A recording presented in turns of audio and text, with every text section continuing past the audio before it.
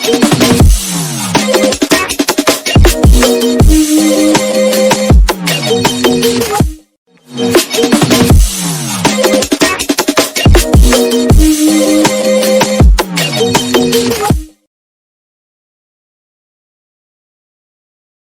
दोस्तों, कैसे हो? आपका स्वागत है त्रिपान स्टडी सेंटर में। आज जो हम करने जा रहे हैं हिस्ट्री ऑफ इंडिया 12वीं शताब्दी से लेकर 1750 शताब्दी तक। ये जो है बीए सेकेंड सेमेस्टर का है, ठीक है, फर्स्ट ईयर का है, BA first year Punjab university. लेकिन ये जो है हर क्लास के लिए इंपॉर्टेंट है।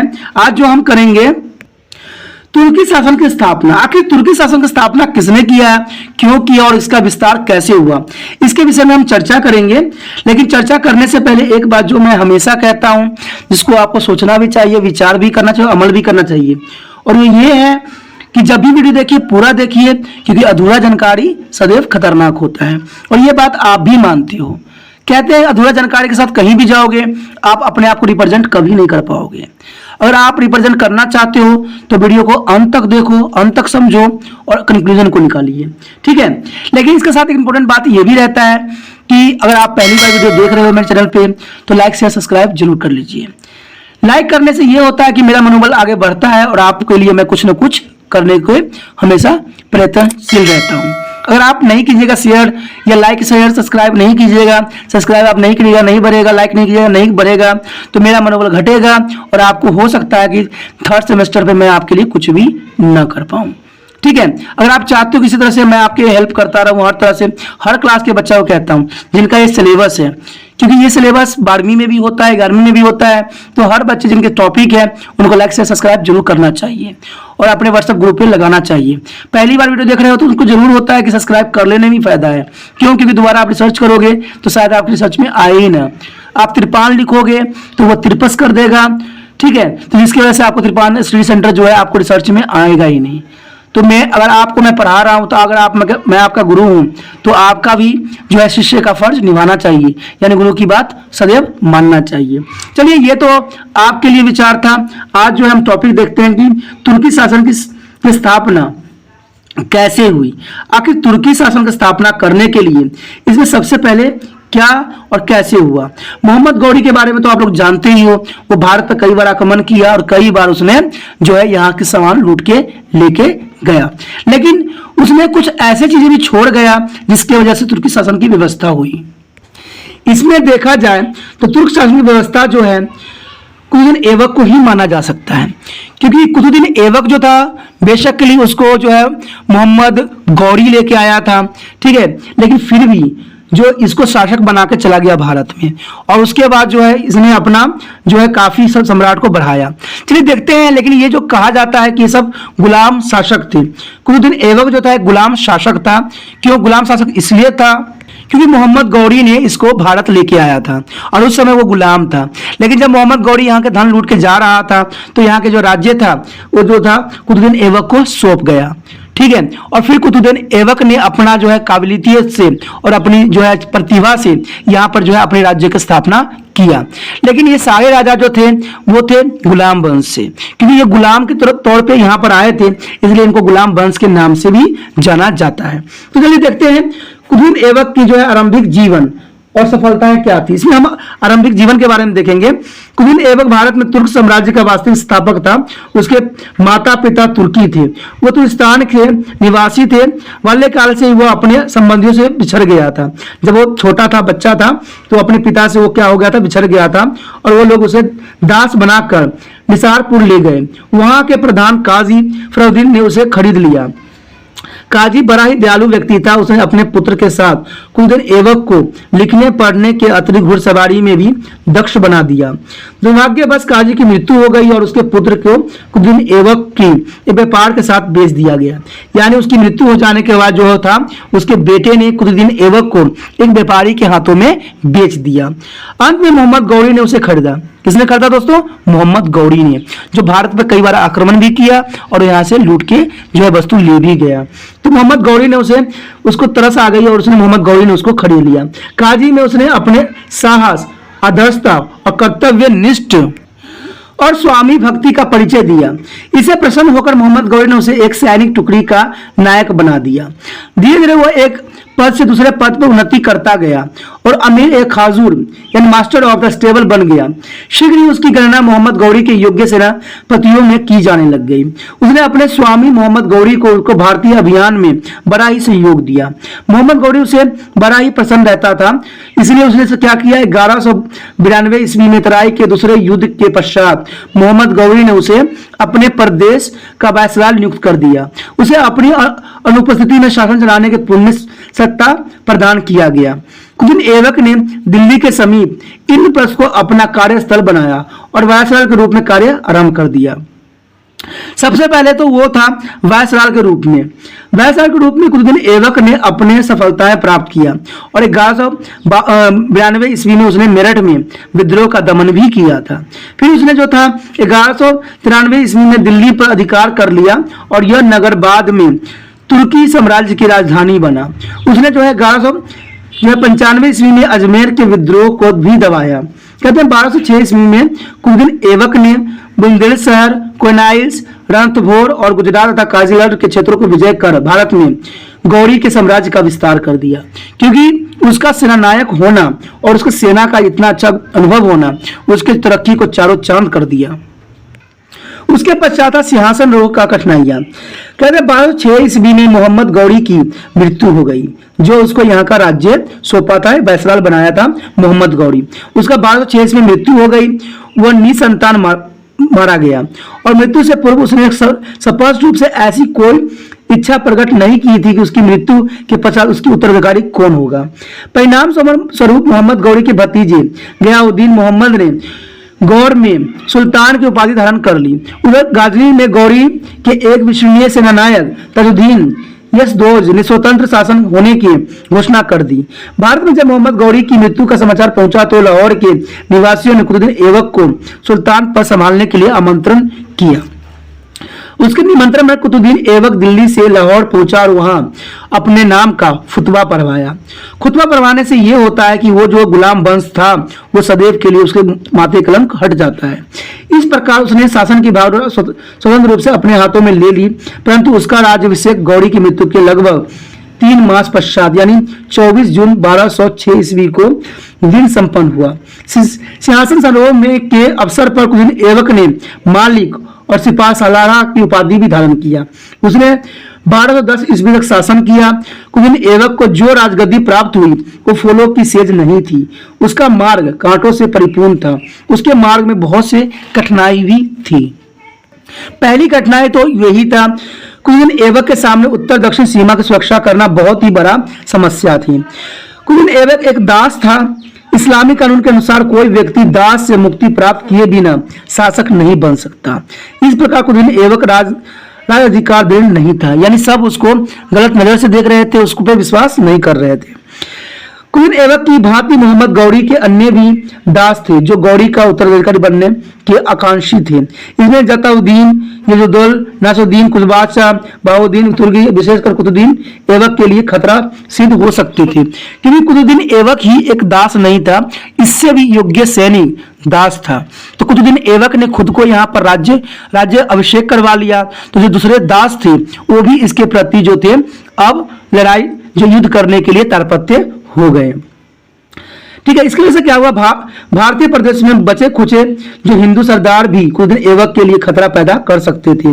वो किसी भी समय विद्रोह करके उसके राज्य में अशांति फैला सकते थे, क्योंकि जब एक दास जब है महाराजा बन जाता है तो उसको तो कोई भी कुचलने के लिए तैयार हो जाता है। ये आपको भी समझ है और हमें भी समझ है, क्योंकि सरकार जैसे आज के समय में क्या होता है, कोई पार्टी अगर छोटा मोटा पार्टी अगर अपना शासन बना लेती है तो बड़े पार्टी क्या करती है, उसको तोड़ने के लिए हर तरह के जो है अराजकता चारों तरफ फैला देती है।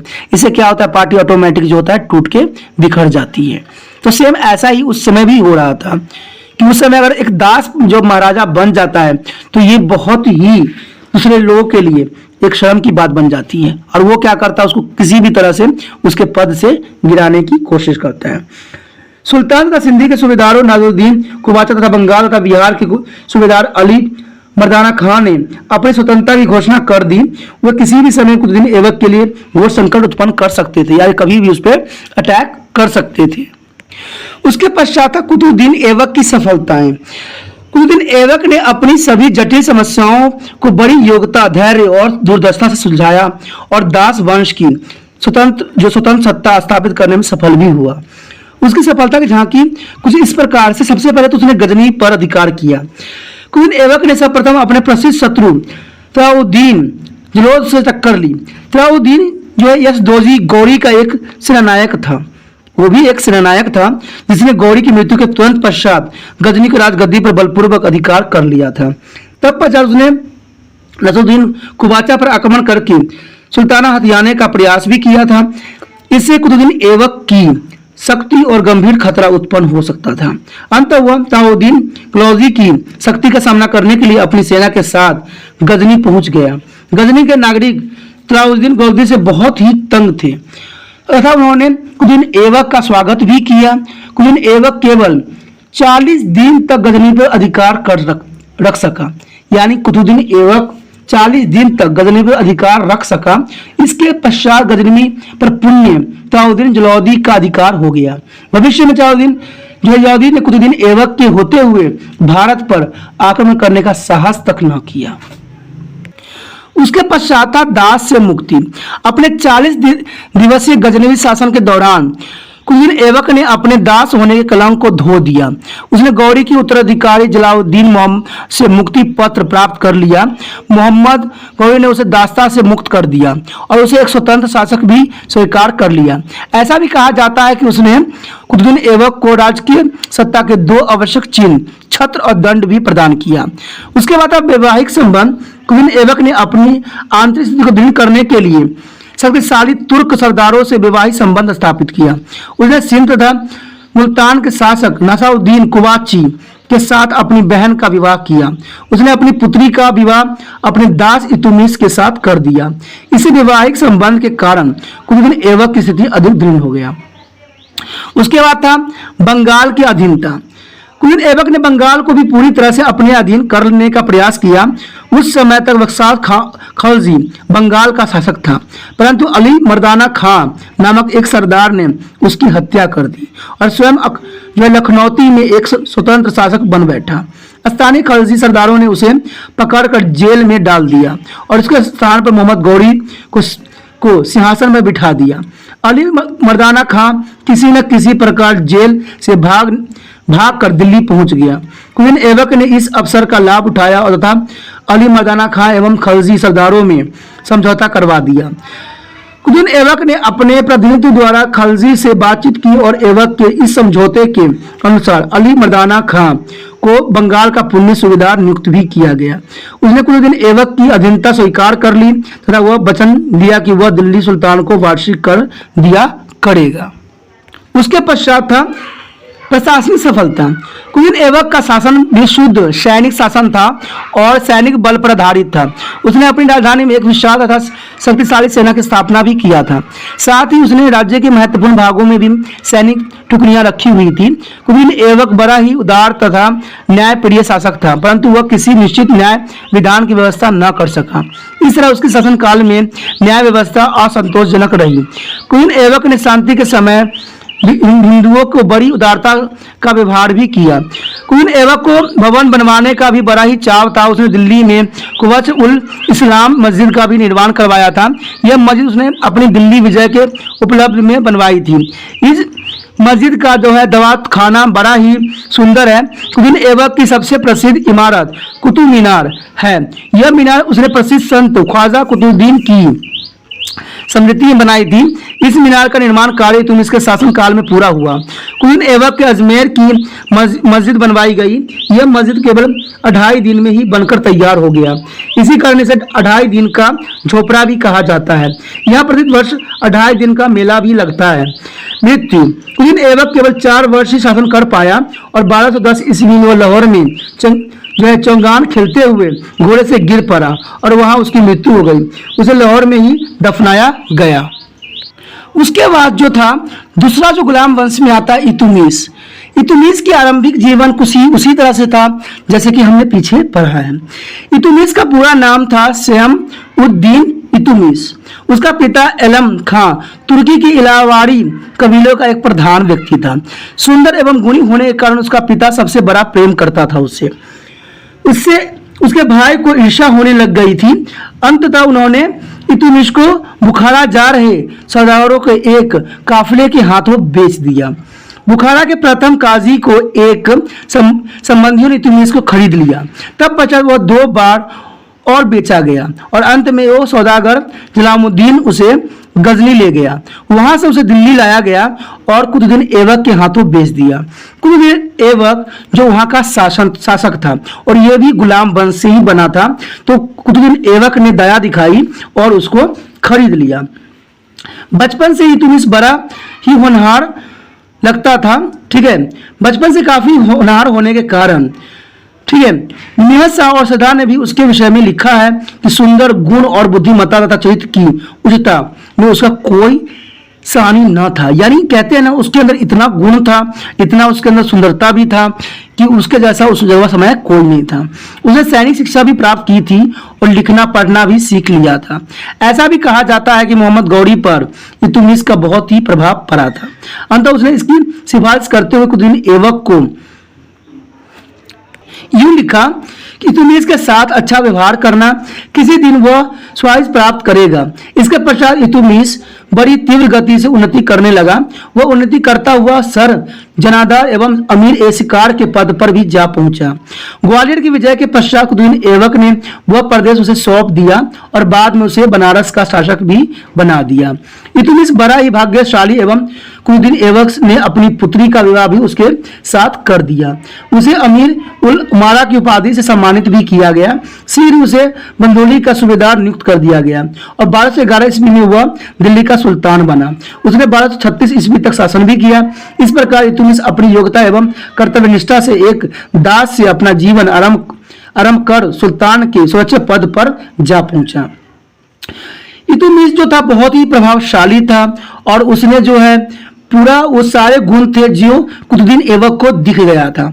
इसलिए कुतुबुद्दीन ऐबक को लगता था कि इसके जैसा शासक कोई नहीं है। और उसने भी जो, जैसे कि कुतुबुद्दीन ऐबक ने भी गुलाम वंश से ही संबंधित था और इल्तुतमिश भी जो है गुलाम वंश से ही था और गुलाम ही था। इसीलिए उसने क्या किया, जब उसको लगा कि ये बहुत बहादुर है और इसके लिए संकट उत्पन्न कर सकता है, तो इसने जो है अपनी बेटी की शादी जो है इससे कर दिया। इसके वजह से इल्तुतमिश जो था वहां का दामाद भी बन गया और उसके बाद जो है इसकी नियुक्ति सरदार के रूप में हुआ। लेकिन जैसे ही जो है इल्तुतमिश जो है, जैसे ही कुतुबुद्दीन की मृत्यु हुई, इल्तुतमिश जो था वहां का सुल्तान बन गया, क्योंकि वही सबसे उच्च और सबसे अधिक प्रभावशाली था। अब यहाँ पर आता है इल्तुतमिश की कठिनाइयाँ। देखिए, इल्तुतमिश की कठिनाइयाँ कम नहीं थी, क्योंकि कहते हैं कि इतना कुतुबुद्दीन ऐबक का सिर्फ एक ही जो है संतान नहीं था, तो उसके लिए कठिनाई भी इल्तुतमिश के लिए बहुत ही थी। सभी दास शासकों के जीवन में कुछ बातें सामान्य रूप से पाई जाती है, वो ये है कि अस्थिरता, कठिनाइयाँ तथा प्रबल विरोधी। दास वंश के किसी भी शासक ने अपने आप को कभी खतरे से मुक्त नहीं पाया। इल्तुतमिश को भी अन्य दास शासकों की भांति अनेक कठिनाइयों का सामना भी करना पड़ा। कुतुबी तथा मुअज्जिज सरदार नवाबुद्दीन कुबाची और जलालुद्दीन जलोद बंगाल के खाजी सरदार राजपूत तथा खोगर लोग, ये सभी इल्तुतमिश के प्रबल विरोधी थे। सबके सब जो है इसके प्रति जो है आक्रोशित थे। सबसे में उसका राज्य कांटों से भी भरा हुआ था। जैसे कि कुतुबुद्दीन ऐबक का कांटों से भरा हुआ था, इल्तुतमिश का भी जो है शासन कांटों से ही भरा हुआ था। उसे अपने स्थिति बनाने के लिए जिन कठिनाइयों का सामना करना पड़ा वो कुछ इस तरह से है। पहले तो उसने सबसे पहले तो असंगठित राज्य था, उसको संगठित करना उसके लिए सबसे बड़ी चुनौती थी। इल्तुतमिश का राज्य अव्यवस्थित तथा असंगठित था। इस राज्य को स्थापित हुए अभी 4 ही वर्ष थे, क्योंकि 4 वर्ष ही कुतुबुद्दीन ऐबक ने शासन किया था और इस 4 वर्षों में कुतुबुद्दीन ऐबक राज्य को कोई ठोस ढांचा प्रदान न कर सका और न्याय प्रबंधन त्रुटिपूर्ण तथा भूमि कर उगाने की कोई उचित व्यवस्था न थी। राज्य की सारी शक्ति का आधार सेना थी। तुर्क सरदार की शासन कार्य चलाते थे। ये सभी सरदार महत्वाकांक्षी थे और वह सत्ता हथियाने के लिए सदैव कोई न कोई जो है षड्यंत्र रचते रहते थे। फलस्वरूप राज्य में अव्यवस्था तथा अराजकता फैली हुई थी।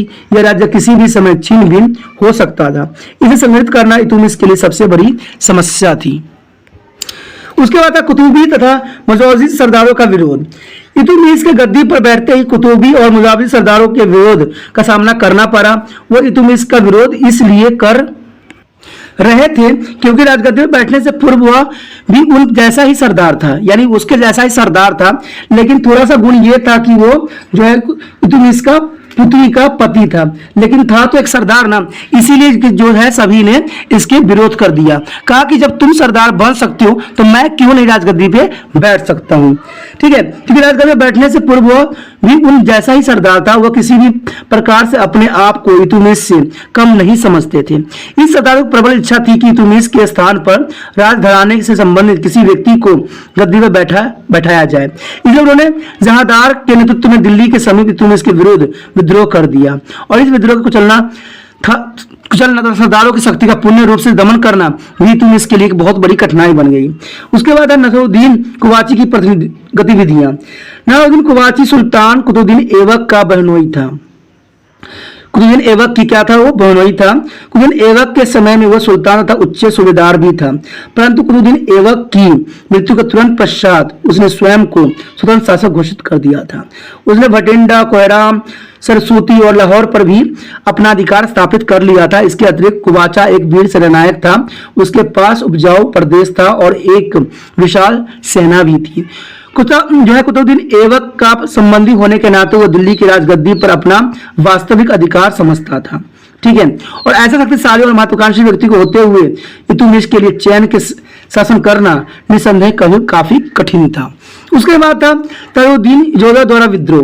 तरुद्दीन जो है मोहम्मद गौरी के एक सेनापति था, और 1206 में मोहम्मद गौरी की मृत्यु के पश्चात उसने गाजनी पर अधिकार कर लिया था, और इसने कुतुबुद्दीन ऐबक को भी काफी परेशान किया था, परंतु कुतुबुद्दीन ऐबक उसकी शक्ति को कुचलने में असफल रहा था। कुतुबुद्दीन ऐबक की मृत्यु के पश्चात उसकी गतिविधियां और भी तेज हो गई, और वह स्वयं को गौरी द्वारा विजित भारतीय प्रदेशों को वास्तविक शासक सिद्ध करने का प्रयत्न करने लगा। इसलिए उसने स्वयं को गजनी और भारत का शासक घोषित कर दिया। इल्तुतमिश को सूबेदारों के रूप में कार्य करने का आदेश भी दिया गया, परंतु इल्तुतमिश ने उसके अधीन रहकर काम करने से इनकार कर दिया। तरुद्दीन गौजी उसे सहन करने का तैयार न था, और इस परिस्थिति में इल्तुतमिश को किसी भी समय तरुद्दीन गौजी से टक्कर लेना पड़ सकता था। उसके पश्चात बंगाल के खलजी सरदार। कुतुबुद्दीन ऐबक ने बंगाल के खलजी सरदारों के आपसी संघर्ष में हस्तक्षेप किया था।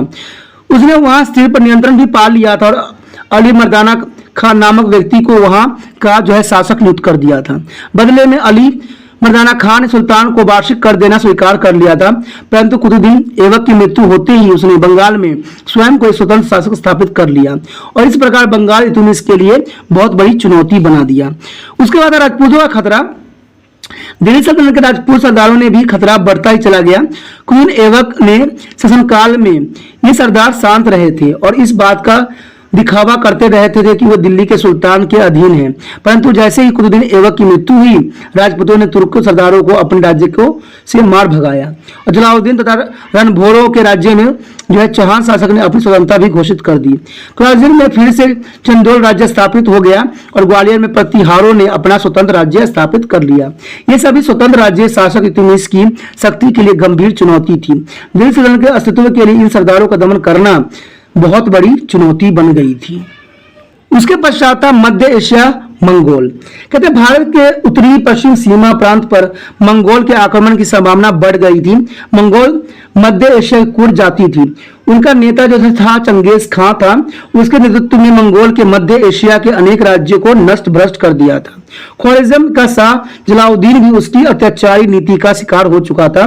वह उसने पराजित होकर भारत की ओर बढ़ा और उसे सिंधी नदी के किनारे डेरा डाल दिया, और निसंदेह वह इल्तुतमिश के लिए एक घोर संकट का समय था, क्योंकि शाह जलालुद्दीन का पीछा करते हुए मंगोल भारत पर भी आक्रमण कर सकते थे।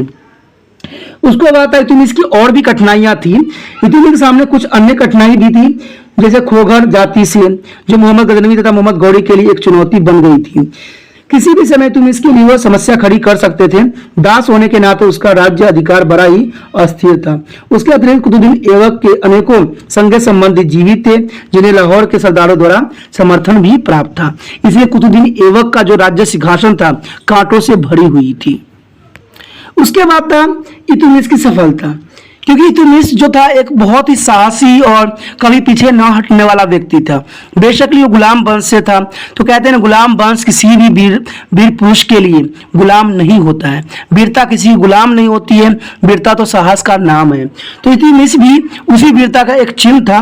इन्होंने कोई संदेह नहीं है कि सिंहासन रोग के समय इल्तुतमिश के सामने पहाड़ जैसी कठिनाई थी। उन्होंने बड़े बड़े धैर्य से काम लिया और एक एक करके अपनी कठिनाइयों पर काबू पा लिया। और इस संबंध में बहुत से जो है इस बात का गवाह भी है।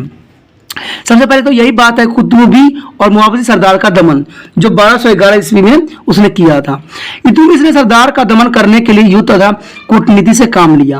उसके सिंहासन में बैठते ही कुतुबी तथा मुआवजी सरदार ने दिल्ली के समीप विद्रोह का झंडा फहरा दिया। उनके विद्रोह का नेता था जहांदार था। इल्तुतमिश का इस सरदार के साथ जर के रण क्षेत्र में सामना हुआ। वह उन्हें पराजित करने में सफल भी हुआ। यमुना नदी के किनारे इल्तुतमिश ने उनके सरदारों को मौत के घाट उतार दिया। अन्य सरदारों ने उसकी अधीनता स्वीकार कर ली और इस सरदारों ने दमन के तुरंत पश्चात उसने दिल्ली, बनारस, बदायूं तो अवध पर अपना अधिकार कर लिया। अब उसने कूटनीति से काम कर लिया। उसने उन सभी सरदारों को उच्च पदों पर नियुक्त कर दिया जिन्होंने उसकी अधीनता स्वीकार कर ली थी, परंतु इसमें किसी भी सरदार की दिल्ली में नियुक्ति न किया गया ताकि वह सुल्तान के विरुद्ध पुण्य कोई षड्यंत्र न रच सके। उसके पश्चात तो था जो है सलाउद्दीन की दमन। सलाउद्दीन जलोद का दमन जो था 1215 ईस्वी में की गई थी। इल्तुतमिश ने सलाउद्दीन जलोद का भी बड़े ही साहस से सामना किया। जलोद जो है 1215 ईस्वी में ख्वारिज़्म के शाह द्वारा पराजित हुआ और वो भाग कर भारत में लाहौर पहुंच गया। उसने कुबाचा के पराजित करके लाहौर पर अपना अधिकार कर लिया। अपनी शक्ति को दृढ़ देखकर उसने स्वयं को भारत का शासक घोषित कर दिया। फलस्वरूप इल्तुतमिश के लिए वो एक बड़ा ही समस्या उत्पन्न हो गई। जलालुद्दीन दिल्ली के समीप बैठा दिल्ली का शासक होने का दावा कर रहा था और इल्तुतमिश ने इतने भयंकर शत्रु की अपेक्षा करना उचित न समझा। वो जानता था कि पंजाब का शासक बन जाने पर जल्दोज उसके लिए किसी भी समय संकट उत्पन्न कर सकता था। अंततः उसने तुरंत ही एक सेना लेकर जल्दोज के विरुद्ध प्रस्थान किया। तराई के मैदान में दोनों पक्षों में घमासान युद्ध हुआ और इस युद्ध में जल्दोज पराजित हुआ और उसे बंदी बनाकर बरदोली किले में बंद कर दिया गया और कुछ समय पश्चात वहीं उसकी मृत्यु हो गई। इल्तुतमिश की इस विजय का ही बड़ा ही महत्व है। इसमें डॉक्टर के.एस. निजामी ने साफ तौर पे कहा था कि इसके दो लाभ हुए। एक तो जलालुद्दीन जैसे भयंकर शत्रु का भय सदा के लिए जाता रहा और दूसरी गजनी का भारत के साथ संबंध विच्छेद हो गया था और दिल्ली एक स्वतंत्र राज्य के रूप में उभर गया। उसके बाद था निजामुद्दीन कुवाची का पराजय जो 1217 ईस्वी में हुआ। 1215 ईस्वी में जलालुद्दीन से निजामुद्दीन कुवाचा को पराजित कर लाहौर पर अधिकार कर लिया गया। शीघ्र ही कुवाचा ने लाहौर पर पुण्य अधिकार कर लिया। वह राज्य विस्तार की इच्छा रखता था, तो ऐसे महत्वाकांक्षी विरोधियों से निपटने के लिए इल्तुतमिश ने उस पर आक्रमण कर दिया तथा उसे पराजित भी किया। इन्हीं दिनों भारत में मंगोल आक्रमण का भय बढ़ गया था और इस प्रकार इल्तुतमिश ने कुवाचा के विरुद्ध अधिक देर तक उलझे रहना उचित नहीं समझा, क्योंकि अधिक देर तक अगर वो उलझा रहता तो मंगोल आक्रमण उसके क्षेत्रों को आसानी से जो है अपने कब्जे में ले सकता था। कुवाचा ने इस अवसर का लाभ उठाया और सिंध सुल्तान तथा पश्चिमी पंजाब पर अपना अधिकार बनाए रखा। परंतु मंगोल आक्रमण का भय समाप्त होते ही इल्तुतमिश ने फिर से कुवाचा की शक्ति को कुचलने के लिए ध्यान दिया। उसके राज्य पर दोनों ओर से आक्रमण करने की योजना बनाई गई और 1228 ईस्वी में उसने कुवाचा के विरुद्ध दो सेनाएं भेजी। पहली सेना लाहौर से सुल्तान विजय के लिए योजना बनाई गई, ठीक है, तथा दूसरी थी दिल्ली से उच्च विजय के लिए प्रस्थान किया। और इल्तुतमिश ने इस सुनियोजित आक्रमण से कुवाचा घबरा गया और वो भाग कर दुर्ग में जा छुपा। इस दुर्ग को इल्तुतमिश की सेना ने 3 मास तक घेर रखा। विवश होकर कुवाचा ने सुल्तान के सामने संधि का प्रस्ताव रखा। इल्तुतमिश ने उसे बिना शर्त डालने के लिए कहा, परंतु वह न माना। अंततः शाही सेना भाग कर दुर्ग पर बुरी तरह टूट पड़ा। निराश होकर कुवाचा ने सिंध नदी में छलांग लगा दी और नदी में डूबकर उसकी मृत्यु हो गई। उसके सभी प्रदेश दिल्ली राज्य में मिल गया और इस प्रकार जो है तुर्मिस को एक और बड़े शत्रु से छुटकारा मिल गया। उसके बाद मंगोल के आक्रमण से राज्य की रक्षा, जो कि 1221 ईस्वी में इल्तुतमिश ने किया था। मंगोल ने 1221 ईस्वी में चंगेज खां के नेतृत्व में आक्रमण करने आरंभ किए। चंगेज खां भी बहुत ही पावरफुल था। वो ख्वारिज़्म के शाह का पीछा करते हुए भारत की सीमा पर पहुंचा। देश के लिए यह एक संकट की घड़ी थी। इस स्थिति में निपटने के लिए इल्तुतमिश ने बुद्धिमत्ता का परिचय दिया। ख्वारिज़्म के शाह जलालुद्दीन से बचने के लिए दिल्ली सम्राट में आश्रम की प्रार्थना किया। संक्षेप लाने वाले दूतों को मरवा दिया गया। उधर शाह को यह संदेश भेज दिया गया कि दिल्ली सम्राट के किसी भी विभाग के जलवायु उसके अनुकूल नहीं है। इसका अर्थ यह था कि उसको शीघ्र भारत छोड़कर चले जाना चाहिए। जलालुद्दीन 2 वर्ष इधर उधर भटकने के पश्चात स्वदेश चला गया और इसके साथ साथ मंगोल भी सिंधु नदी के किनारे से वापस लौट गए। अंततः भारत के लिए उनका खतरा समाप्त हो गया। देखिए, इसमें चाल जो थी बहुत ही चतुराई के साथ उन्होंने चला। इन्होंने ये अफवाह फैला दिया कि साम्राज्य दिल्ली जो है साम्राज्य वो किसी भी तरह उनके लिए जलवायु जो है अनुकूल नहीं है और वो मरने के डर से शीघ्र ही उस क्षेत्र को छोड़ के चला गया। इसमें जो है स्टेनस नेनपुल ने साफ शब्दों में कहा था, कोलालाल भयंकर था परंतु तूफान जिस गति से आया था उसी गति से लौट गया। ठीक है, लेकिन लौटने में जो है तुर्मिस ने बहुत ही चालाकी और बुद्धिमत्ता का परिचय दिया। ठीक है, इसमें जो है रेखा जोशी सब साफ शब्दों में कहती है कि नवनिर्मित दिल्ली सल्तनत उसके इल्तुतमिश के प्रति आभारी है। इसने इसे मंगोल के विनाश से बचाया तथा इससे जिसके शक्तिशाली राज्यों को तबाह कर दिया था, क्योंकि उसने कई राज्यों को जो है तहस नहस कर दिया था। उसके बाद था इसका जो है विजय, इल्तुतमिश का विजय यही नहीं रुका, वो बंगाल एवं बिहार की पुनः विजय भी प्राप्त किया। बंगाल एवं बिहार का शासक अली मर्दाना खां दिल्ली के सुल्तान को वार्षिक कर दिया करता था, परंतु वहां के शासक अली मर्दाना खां की मृत्यु के पश्चात उसके पुत्र हसन मरूद्दीन जो है इवाज खलजी ने स्वयं को बंगाल और बिहार का स्वतंत्र शासक घोषित कर दिया। इल्तुतमिश की इबादत सदी भली भांति परिचित था, परंतु वह मंगोल आक्रमण के कारण 1225 ईस्वी तक शांत रहा। 1226 ईस्वी में उसने इवाज के विरुद्ध युद्ध की घोषणा कर दी। इवाज ने युद्ध लड़े बिना इल्तुतमिश की अधीनता स्वीकार कर ली और वार्षिक कर देना मान लिया, परंतु यह सब एक दिखावा था। कुछ ही समय पश्चात उसने इल्तुतमिश की अधीनता से मुक्ति होने का जो है षड्यंत्र रचने का आरंभ कर दिए। इस बार सुल्तान ने अपने पुत्र नवाउद्दीन मोहम्मद को उसके दमन के लिए भेजा। नवाउद्दीन मोहम्मद के इवाज को करारी पराजय दी और इस प्रकार बंगाल दिल्ली साम्राज्य का अंग बन गया।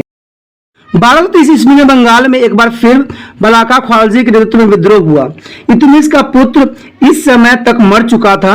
अंत अब इल्तुतमिश ने स्वयं इस विद्रोह को कुचला और इस क्षेत्र में पुण्य शांति जो है भंग न हो, इस उद्देश्य से बंगाल एवं बिहार के लिए अलग अलग सूबेदारों को नियुक्ति की गई। राजपूतों से युद्ध, भारत में कोई भी शासक राजपूतों के अधीन किए बिना उत्तरी भारत का स्वामी नहीं बन सकता था। इल्तुतमिश कोई अब्बाद नहीं था, उसे राजपूतानों के स्वतंत्र शासकों से टक्कर लेना भी पड़ा। सबसे पहले उसने 1226 ईस्वी में रणभोर पर आक्रमण किया, वहां के राजा वीर नारायण को परास्त करके अपने वहां का प्रसिद्ध दुर्ग अपने अधिकार में ले लिया। उसके बाद था 1227 ईस्वी में उसने जो है मंद जो है सौर के राजपूत शासक को पराजित किया। उसने 1228 से लेकर 29 ईस्वी में जालौर, बयान, अजमेर और नागौर के राजपूत शासकों से पराजित किया और 1231 ईस्वी में उसने ग्वालियर पर आक्रमण कर दिया और ग्वालियर का घेरा जो 10 मास तक चलता रहा। अंत में वहां के शासक मंगलदेव को भागना पड़ा और 1232 ईस्वी में ग्वालियर इल्तुतमिश के अधिकार में आ गया। कहते हैं कि इस किले में प्रवेश करने के लिए के पश्चात इल्तुतमिश ने 700 जो निर्दोष हिंदुओं का वध कर दिया। 700 जो हिंदुओं का वध करना कोई आम बात नहीं था। ग्वालियर की विजय से इल्तुतमिश का साहस और शक्ति दोनों बढ़ गए और जो है 1234 से 35 ईस्वी में उसने मलवा की विजय करने के निश्चय कर लिया। जो मार्ग में वो विशाल और लुटता हुआ उज्जैन पहुंचा, यानी उस काफी लूटमार करते हुए वो उज्जैन पहुंचा। उज्जैन में उसने भयंकर लूटपाट की और वहां से अनेक मंदिरों को नष्ट भ्रष्ट तक कर दिया और नष्ट भ्रष्ट करने के पश्चात इस मंदिरों को महाकाली का प्राचीन मंदिर भी समर्पित था। उसने अन्य धार्मिक स्थलों पर भी अनेकों अनैतिक कार्य भी किए। वो मंदिरों से प्राप्त सभी मूर्तियां दिल्ली से लाया और उसका प्रयोग मस्जिदों के सीढ़ियों में पत्थरों के स्थान पर पर किया। यह सब कुछ मूर्तियों का अपमान करने तथा हिंदुओं को की धार्मिक भावनाओं को ठेस पहुंचाने के लिए किया गया था। तो इसमें जो है शेख जोशी साफ शब्दों में कहते हैं कि तुंगीस ने राजपूतों के प्रति अग्रिम नीति अपनाई और इसमें कोई संदेह नहीं है कि इस दिशा में उसे प्रशंसनीय नहीं असफलताएं अर्जित की। यानी यही जो था, उसने जो हिंदुओं के साथ अपमान किया वहीं से जो है उसकी पतन सुनिश्चित कर दिया। उसके पश्चात खलीफा की स्वीकृति। इल्तुतमिश ने अपनी स्थिति को दृढ़ बनाने के लिए जहां एक और तलवार का काम लिया, वहीं दूसरी ओर कूटनीति का भी आश्रय लिया। उसने शासन चलाने की स्वीकृति प्राप्त करने के लिए बगदाद के खलीफा के एक प्रार्थना पत्र लिखा। खलीफा ने इल्तुतमिश को जो है 1229 ईस्वी में अमीर उल मोमिनीन की उपाधि प्रदान किया और उसे खिल्लत यानी वेशभूषा भी भेजी। ऐसा भी कहा जाता है कि खलीफा ने स्वयं इल्तुतमिश को सुल्तान की उपाधि से विभूषित किया था।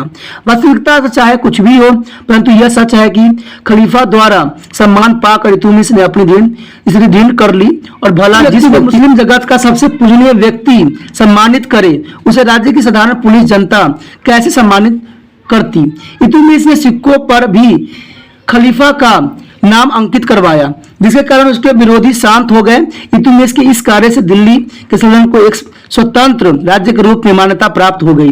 अब इल्तुतमिश अपने आप को जो है गर्व के साथ दिल्ली का सुल्तान कह सकता था। इस विषय में जो है डॉक्टर ईश्वरी प्रसाद ने साफ कहा है कि यह राजनीतिक दृष्टिकोण से सबसे बहुत महत्वपूर्ण कार्य था। इस कार्य ने उस सभी को शांत कर दिया जो जन्म के आधार पर इल्तुतमिश के राज्य अधिकार को चुनौती देते थे। उनकी सत्ता को उस नाम की स्वीकृति मिल गई जिसका मुसलमान जगत आदर और सम्मान करता था। उसके पश्चात प्रशासनिक सफलताएं। इल्तुतमिश ने दिल्ली के जो है साम्राज्य को संगठित करने के साथ साथ उसे उचित निश्चित अस्तित्व भी प्रदान किया था। यह सब कुछ एक ठोस शासन प्रणाली द्वारा किया गया था। उसने साम्राज्य को अनेक प्रशासनिक इकाई में बांट दिया था। इन इकाइयों को इकता के नाम से भी पुकारा जाता था। प्रत्येक इकता के प्रबंधन के लिए एक तुर्क सरदार की नियुक्ति की गई थी। वह अपने प्रदेश की आय सुल्तान को भेज देता था। सुल्तान अपनी इच्छा अनुसार इन सरदारों को तब्दीली कर सकता था। इस प्रकार राज्य के दूर स्थित क्षेत्र में सुल्तान का नियंत्रण बना रहता था। उसने शासन चलाने के लिए प्राचीन हिंदू अधिकारियों का सहयोग भी प्राप्त किया। ये अधिकारी देश की स्थिति को भली भांति समझते थे। इन्हें इल्तुतमिश के बड़े अच्छे सुझाव दिए, जिनका अनुसरण करके सुल्तान अपने शासन को और भी अधिक कुशल बनाने में सफल हुआ। सुल्तान ने मुद्रा प्रणाली में भी आवश्यक सुधार किए। उसने चांदी का टांका और तांबे का जो जीतल भी चलाया। उसके भी कहा जाता है कि इसी समय जो है इल्तुतमिश के समय ही जो चांदी का टांका और तांबे का जीतल की प्रचलित हुई थी। उसने न्याय की उचित व्यवस्था भी किया। वह जो दुखी व्यक्तियों की प्रार्थना ध्यान से सुनता था और उन्हें उचित न्याय देने का प्रयास भी करता था। उन्होंने पुराने दिल्ली का निर्माण करवाया और उसे मस्जिद, मेहराब और मदरसों से सुसज्जित करने का प्रयास भी किया। वो पहला सुल्तान था जिसने लाहौर के स्थान पर दिल्ली को अपना राजधानी बनाया था। इस प्रकार दिल्ली का महत्व काफी बढ़ गया और कुछ समय में यह नगर शिक्षा और संस्कृति के प्रमुख केंद्र भी बन गया। उसके बाद था दास वंश में स्थान। दास वंश के इतिहास में इल्तुतमिश का वही स्थान है जो बाबर का मुगल वंश के इतिहास में है। वह प्रथम मुस्लिम सुल्तान था जिसने भारत में मुस्लिम साम्राज्य की स्थापना करने का प्रयास किया था। उसने पूर्व मुसलमान आक्रमणकारियों ने कभी भी भारत में मुस्लिम साम्राज्य की स्थापना की ओर ध्यान नहीं दिया। मोहम्मद बिन कासिम तथा मोहम्मद गजनवी की विजय अस्थायी सिद्ध हुई। इराबी मोहम्मद गौरी ने विजय प्रदेशों को संगठित किया, परंतु वह उन पर स्वयं शासन करने के लिए भारत में न रह सका। उसके दास कुतुबुद्दीन ऐबक ने एक ऐसे मुस्लिम साम्राज्य की स्थापना किया जो अपनी कार्यवाही में पूर्णतः स्वतंत्र न था। इसके अतिरिक्त वह अपने शासन प्रबंधन को इतने सुचारू ढंग से न चला सका। इल्तुतमिश ही एक ऐसा मुस्लिम शासक था जिसने भारत में गजनी के अस्तित्व से मुक्त मुस्लिम साम्राज्य की स्थापना किया। उसने अपने साम्राज्य में उचित शासन प्रबंधन की व्यवस्था भी की, अराजकता का अंत किया तथा सुल्तान की प्रतिष्ठा में वृद्धि की। इस प्रकार उसे दिल्ली सल्तनत का वास्तविक स्थापक होने का श्रेय भी प्राप्त होता है। उसके बाद जो है रजिया सुल्तान जो थी बहुत ही योग्य शासक बनी, लेकिन कहते हैं ना महिलाओं को तो आज के समाज की, पुराने समाज में भी उच्च कोटि की दर्जा नहीं दी जा रही थी। तो इसकी भी बहुत कठिनाइयां थी। ठीक है, ये भी जो थी गुलाम शासक वर्ग से ही संबंधित थी। कहते मंत्रिकरण भारत में 4 स्त्रियों ने इतिहास में अपना नाम पाया था। इसमें रजिया, नूरजहां और जो दुर्गावती तथा चंदा बीवी, ठीक है, और दुर्गावती तथा चंदा जो चांद बीवी ने अपने पुत्र का संरक्षण करके शासन किया था। नूरजहां शासिका नहीं थी, परंतु वह शासकों से कम भी नहीं थी। उसने अपने पति जहांगीर के शासनकाल में असीमित शक्ति का प्रयोग भी किया था। रजिया बेगम इस सबसे आगे थी। वो केवल नाम की सुल्तान ही नहीं थी, अतुल वह सुल्तान की शक्ति का प्रयोग भी करती थी। सभी दास शासकों की भांति उसे भी अनेक कठिनाइयों का सामना करना पड़ा। नारी होते हुए भी उसने इन कठिनाइयों का बड़े धैर्य से सामना किया। वो थोड़े समय के लिए सफल हुई, परंतु अंत में उसकी नारी होना उसी में डूबा। उसके उत्थान पतन की कथा रोमांस और वीरता और दर्द से परिपूर्ण है। इसमें जो है रजिया का जो हुआ था, राज्य जो आरोहण हुआ था, यानी इसको जो राजा बनाया गया था। नूरुद्दीन फिरोजी की मृत्यु के पश्चात रजिया जो 1236 ईस्वी में दिल्ली की सुल्ताना बनी, उसने जो है 1240 ईस्वी तक शासन किया। ठीक है, यानी सिर्फ 4 साल इसने शासन किया था। यह मध्यकालीन मुस्लिम जगत के लिए बड़ी आश्चर्यजनक घटना थी, क्योंकि रजिया से पहले कई मुसलमान महिलाएं शासक नहीं बनी थी। क्योंकि महिला जो है ये पहली महिला शासक बनी थी। ठीक है, दूसरी, भारतीय तुर्क सरदारों ने एक स्त्री को सुल्तान बनाने के लिए स्वीकृति प्रदान की। तीसरी, यह बात स्पष्ट हो गई कि मुस्लिम धार्मिक वर्ग का देश की राजनीति पर कोई प्रभाव नहीं है। यदि ऐसा होता तो रजिया कभी भी सिंहासन पर विराजमान न होती, क्योंकि इस्लामी कानून के अनुसार स्त्री को जो है शासिका का पद नहीं दिया जा सकता। इस सबसे बढ़कर जो बात हुई वो यह थी कि रजिया को दिल्ली के नागरिकों ने अपनी सुल्तानत चुना था। कुछ भी हो, रजिया के लिए दिल्ली का सिंहासन फूलों की सेज नहीं थी, कांटों से भरी एक सेज थी। रजिया की आरंभिक कठिनाइयां जो ये थी, पहले तो उसकी कठिनाइयां सबसे पहले तो यही आया कि सरदारों तथा सूबेदारों का विरोध। ठीक है, इसमें रजिया ने दिल्ली की जनता तथा कुछ विद्रोही सैनिक अधिकारियों का समर्थन प्राप्त था, परंतु अनेक बड़े बड़े सरदार तथा प्रांतीय सूबेदार उसे पसंद नहीं करते थे। वह सब उसके विरुद्ध थे और तो नूरुद्दीन फिरोजी का वजीर मोहम्मद सुहेल भी उसके विरोधी में जा मिला। उसके बाद भाइयों का भी विद्रोह था। उसके लिए भाइयों का विद्रोह जो था, सभी रजियों के बहुत से भाई विद्वान थे और उन्हें कई सरदारों का समर्थन भी प्राप्त था। समय आने पर वो सिंहासन के लिए अपने अधिकारी होने का दावा भी कर सकते थे। रजिया का नारी होना भी उसके लिए बहुत कठिनाई था। रजिया के लिए सबसे बड़ी कठिनाई यह थी कि वह एक नारी थी।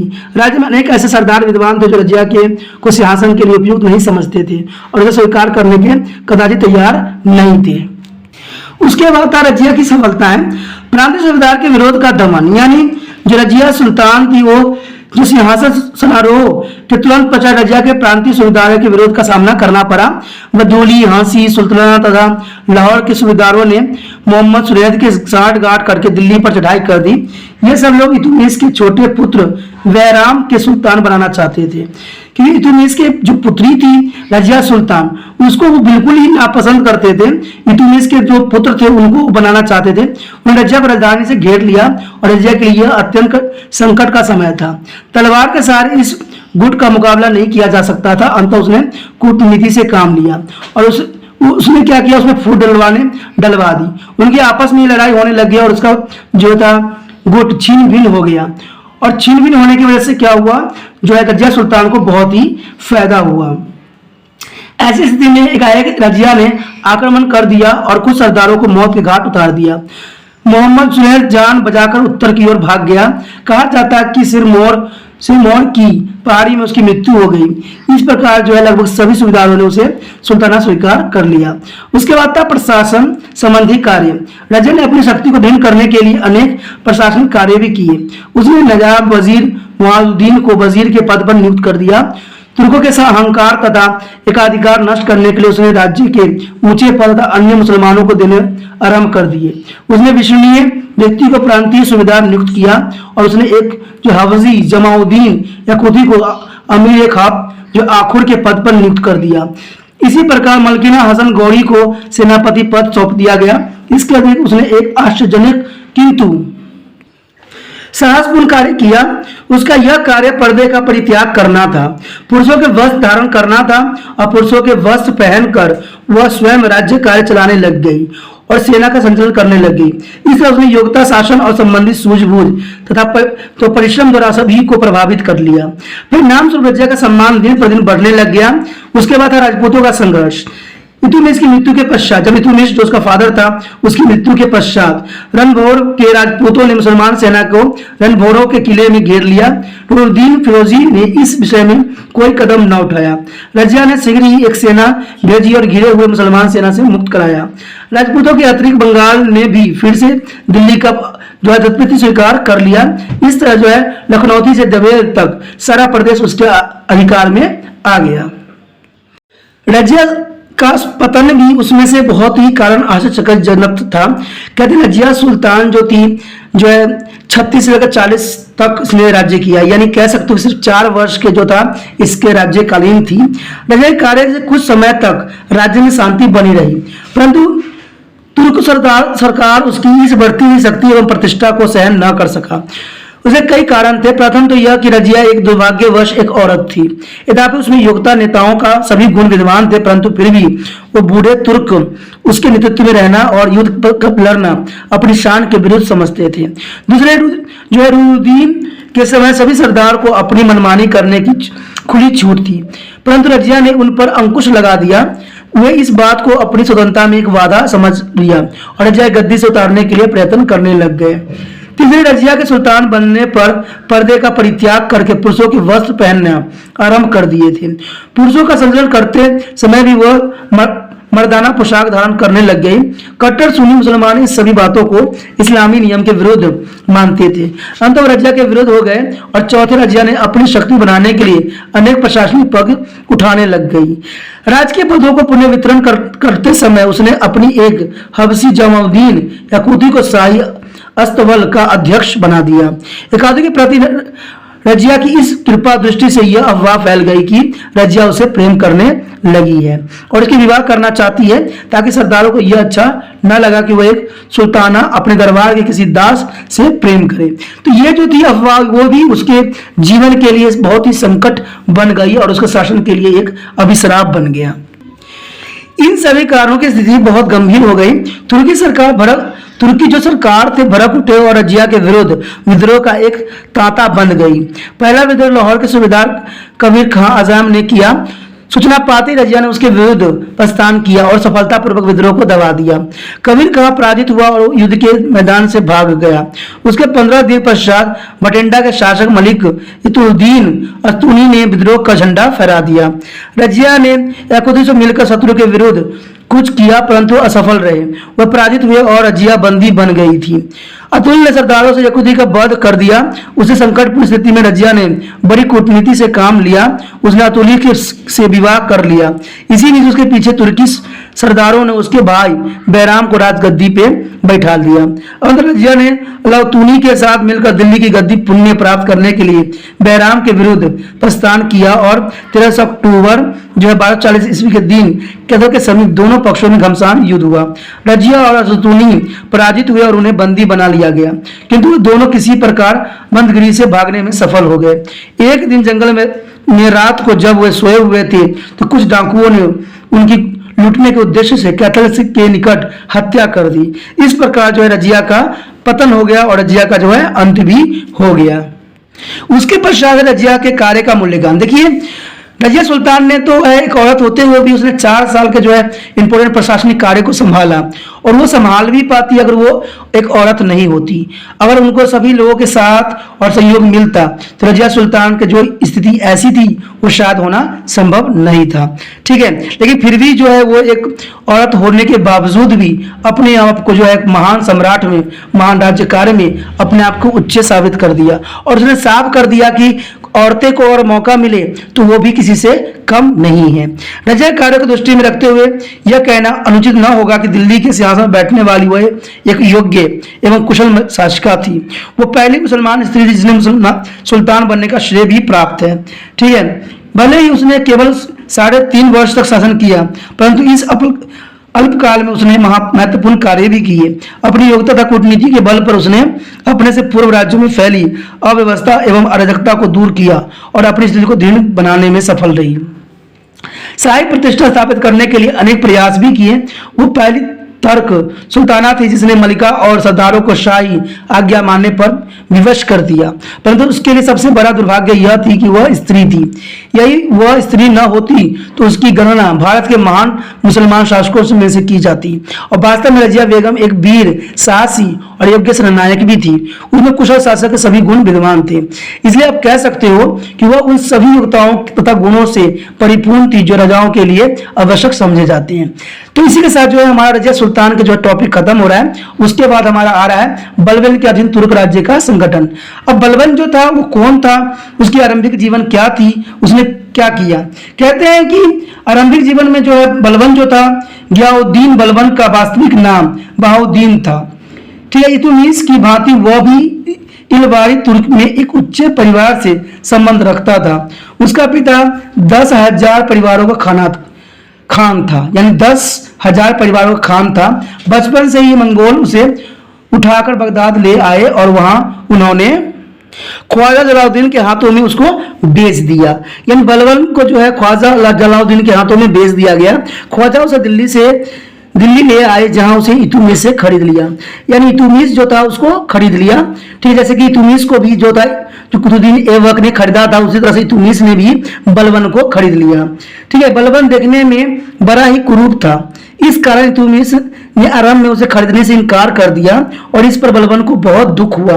उसने सुल्तान से पहले खरीदे गए दासों के विषय में पूछा, जहां पना ये दास आपने किसके लिए खरीदे हैं? तो सुल्तान ने उत्तर दिया, अपने लिए। सुल्तान का उत्तर सुनते ही बलबन झट से बोल उठा कि तब मुझे खुदा के लिए खरीद ले। ठीक है, जब उसने ये बोला खुदा के लिए खरीद ले, तो उसकी इस बात से सुल्तान बहुत प्रभावित हुआ और उसे खरीद लिया। ठीक है, कुरूप होने के साथ साथ उसमें काफी गुण थी। ठीक है, उसमें बेशक ये कुरूप था, लेकिन उसमें शीघ्र ही अपने स्वामी का कृपा पात्र भी बन गया। यानी कहते हैं ना कि जो सेवा भाव होती है वो किसी को भी, भक्त को जो स्वामी के प्रति श्रद्धा उत्पन्न कर देती है। आरंभ में उसे भिस्ती यानी मसीह का एक काम सौंपा गया। बलबन ने शीघ्र ही सुल्तान को इतना प्रभावित किया कि सुल्तान ने उसे 40 तुर्क अमीरों का गुट में सम्मिलित कर लिया। 40 के सदस्य के नाते बलबन इल्तुतमिश के खसबखरदार अर्थात व्यक्तिगत अनुचर के रूप में कार्य करने लगा। इस पद पर रहकर उसे अपनी योग्यता दिखाने का पूरा अवसर भी मिल गया। इल्तुतमिश ने अपनी एक बेटी का विवाह भी उससे कर दिया। यानी अब जो हो गया बलबन दामाद हो गया। यानी इल्तुतमिश ने उसको अपना दामाद स्वीकार कर लिया और अपनी छोटी बेटी के साथ विवाह कर दिया। ठीक है, बड़ी बेटी जो थी उसकी रजिया थी, रजिया जिसको सुल्तान भी बनी थी वो। ठीक है, लेकिन ये जो था छोटी बेटी से उसका विवाह कर दिया।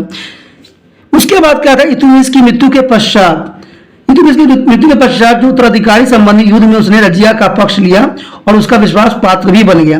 यानी रजिया सुल्तान का जो था ये खसम खास जो था मंत्री बन गया और उसके मंत्री बनने से जो था बावन बहुत काफी खुश भी हुआ। सुल्तान बनने पर रजिया ने उसे अमीर शिकार यानी उच्च पद से सम्मानित किया। बैराम शाह ने उसे रिवाड़ी तथा हंसी की जागीर प्रदान की। मसूद शाह के शासनकाल में बलबन अमीर हाजिब के पद पर पहुंच गया। कहते हैं 1240 ईस्वी में उसने मसूद के विरुद्ध एक षड्यंत्र रचा और उसे बंदी भी बना लिया था। उसके स्थान पर मसूद को चाचा जो है नजरुद्दीन मोहम्मद को दिल्ली का शासक बना दिया गया। बदला चुकाने के लिए नजरुद्दीन ने उसे अपना प्रधानमंत्री नियुक्त कर दिया। वह राज्य का एक प्रभावशाली व्यक्ति बन गया। केवल 1 वर्ष छोड़कर वह नजरुद्दीन के सारे शासनकाल में प्रधानमंत्री के पद पर आसीन रहा। प्रधानमंत्री के रूप में वह राज्य का सर्वा बन गया। नवाबुद्दीन केवल नाम मात्र का ही शासक था, वास्तविक सत्ता तो बलबन के हाथों में थी। इस प्रकार सुल्तान बनने से पूर्व ही उसे सुल्तान का पुण्य ज्ञान प्राप्त हो चुका था और उसे राज्य के सभी महत्वपूर्ण अधिकारियों पर नियंत्रण स्थापित कर लिया। यानी बलबन जो था सभी अधिकारियों पर उसने आम रूप से उसको सफलता मिल गई थी। अब उसको राजा बनने के लिए कोई भी जो वाद्य था वो उसके सामने नहीं दिख रहा था, क्योंकि रजिया सुल्तान जिसको विश्वास पात्र था और जिसके सहयोग से वो बना था, रजिया सुल्तान को भी लोगों ने कत्ल उतार दिया। डाकुओं के कारण वो मारी गई। तो अब उसके लिए रास्ता जो था बिल्कुल साफ था, क्योंकि जो जिस पे वो विश्वास करता था वो तो मारा जा चुका था। अब उसके लिए जो है राज्य गद्दी का जो रास्ता था बिल्कुल साफ हो गया। उसके पश्चात था बलबन की सफलताएं। देखिए बलबन लगभग 20 वर्ष तक यानी जो 1246 से लेकर 66 ईस्वी तक जो है मोहम्मद का प्रधानमंत्री रहा। यानी 40 में तो रजिया सुल्तान खत्म हो गई, रजिया सुल्तान का अंत हो गया। तो जो 40 में खत्म हो जाने के बाद 6 साल जो था नासुद्दीन राज्य किया। नासुद्दीन के राज्य पर जो है प्रधानमंत्री के रूप में बलबन जो था कार्यरत था। इस अवधि में उसे प्रशंसनीय सफलता भी प्राप्त किया। उसने मंगोलों के आक्रमण से राज्य की रक्षा किया और उनके विद्रोह का दमन भी, ठीक है, जो है विद्रोह का दमन भी उसने। अगर हम संक्षेप में कहें तो बलबन जो थी बहुत ही सफलता उसने प्राप्त किया। अब उसकी सफलताओं का जो पहली बात है ये है कि व्यक्तिगत शक्ति का उत्थान। नवाबुद्दीन मोहम्मद के राज्य के प्रति उदासीनता के कारण बलबन ने अपनी स्थिति को अधिक दृढ़ बनाने का प्रयास भी आरंभ कर दिया। उसने राज्य के महत्वपूर्ण पदों पर अपने निकट संबंधी एवं विश्वास पात्रों को नियुक्त कर दिया। ठीक है दोस्तों, यही होता है जब हम किसी के राज्य को हथियाते हैं तो हम क्या करते हैं, अपने जो है संबंधियों को रख देते हैं जिसके समय आने पर वो हमारे काम आए। तो बलबन ने भी इसी कूटनीति का उसने उपयोग किया। उदाहरण के रूप में उसने अपने सगे से भाई कासूलू खां को अमीर ए खाजिर के पद पर नियुक्त किया। अपने चचेरे भाई शेर खां सिकंदर को लाहौर तथा बठिंडा का गवर्नर बना दिया और 1249 ईस्वी में वह स्वयं नायब ए मुक्ति के उच्च पद नियुक्त हुआ। यही नहीं, बलबन ने अपनी एक पुत्री का विवाह भी नवाबुद्दीन से करके सुल्तान को अपना संबंधी भी बना लिया और अपनी स्थिति को और भी अधिक दृढ़ कर लिया। तो ये भी उसके लिए बहुत खास था कि बलबन ने अपनी पुत्री का विवाह जो था नासुरुद्दीन से कर दिया। और नासुरुद्दीन उस समय राजा था और उससे विवाह करना, ठीक है, उसका संबंधी बन जाना उसके लिए सबसे बड़ी बात बन गई। उसके बाद था खगोरों का दमन। यानी 1246 में सर्वप्रथम बलबन ने झेलम और चिनाब के बीच रहने वाले खगोर जाति का दमन किया। इस जाति के लोगों ने जो है उत्तर पश्चिमी सीमांत प्रदेश में काफी अशांति फैला रखी थी। अंततः बलबन ने एक विशाल सेना लेकर खगोर पर आक्रमण कर दिया। उसने हजारों की संख्या में खगोरों की मौत के घाट उतार दिया और अनेकों को बंदी बना लिया। उसके बाद क्या था, दोआब के हिंदू सरदारों के विद्रोह का भी दमन उसने बहुत ही कूटनीति से किया। कहते हैं दोआब के अनेक हिंदू सरदारों व प्रांतों में अपनी खोई हुई राजसत्ता को पुण्य प्राप्त करने के लिए विद्रोह कर दिया। अंतर खगोरों के दमन के पश्चात बलबन ने इन हिंदू राजाओं को और ध्यान किया और यह स्वयं एक शक्तिशाली सेना सहित दोआब पहुंचा और कई दिन तक हिंदू राजाओं से युद्ध किया।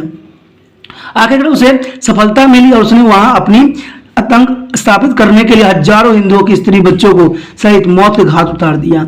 यानी इतनी संख्याओं में हिंदू स्त्री बच्चों का मौत के घाट उतारना उसकी क्रूरता का सबसे बड़ा परिचालक बनता है।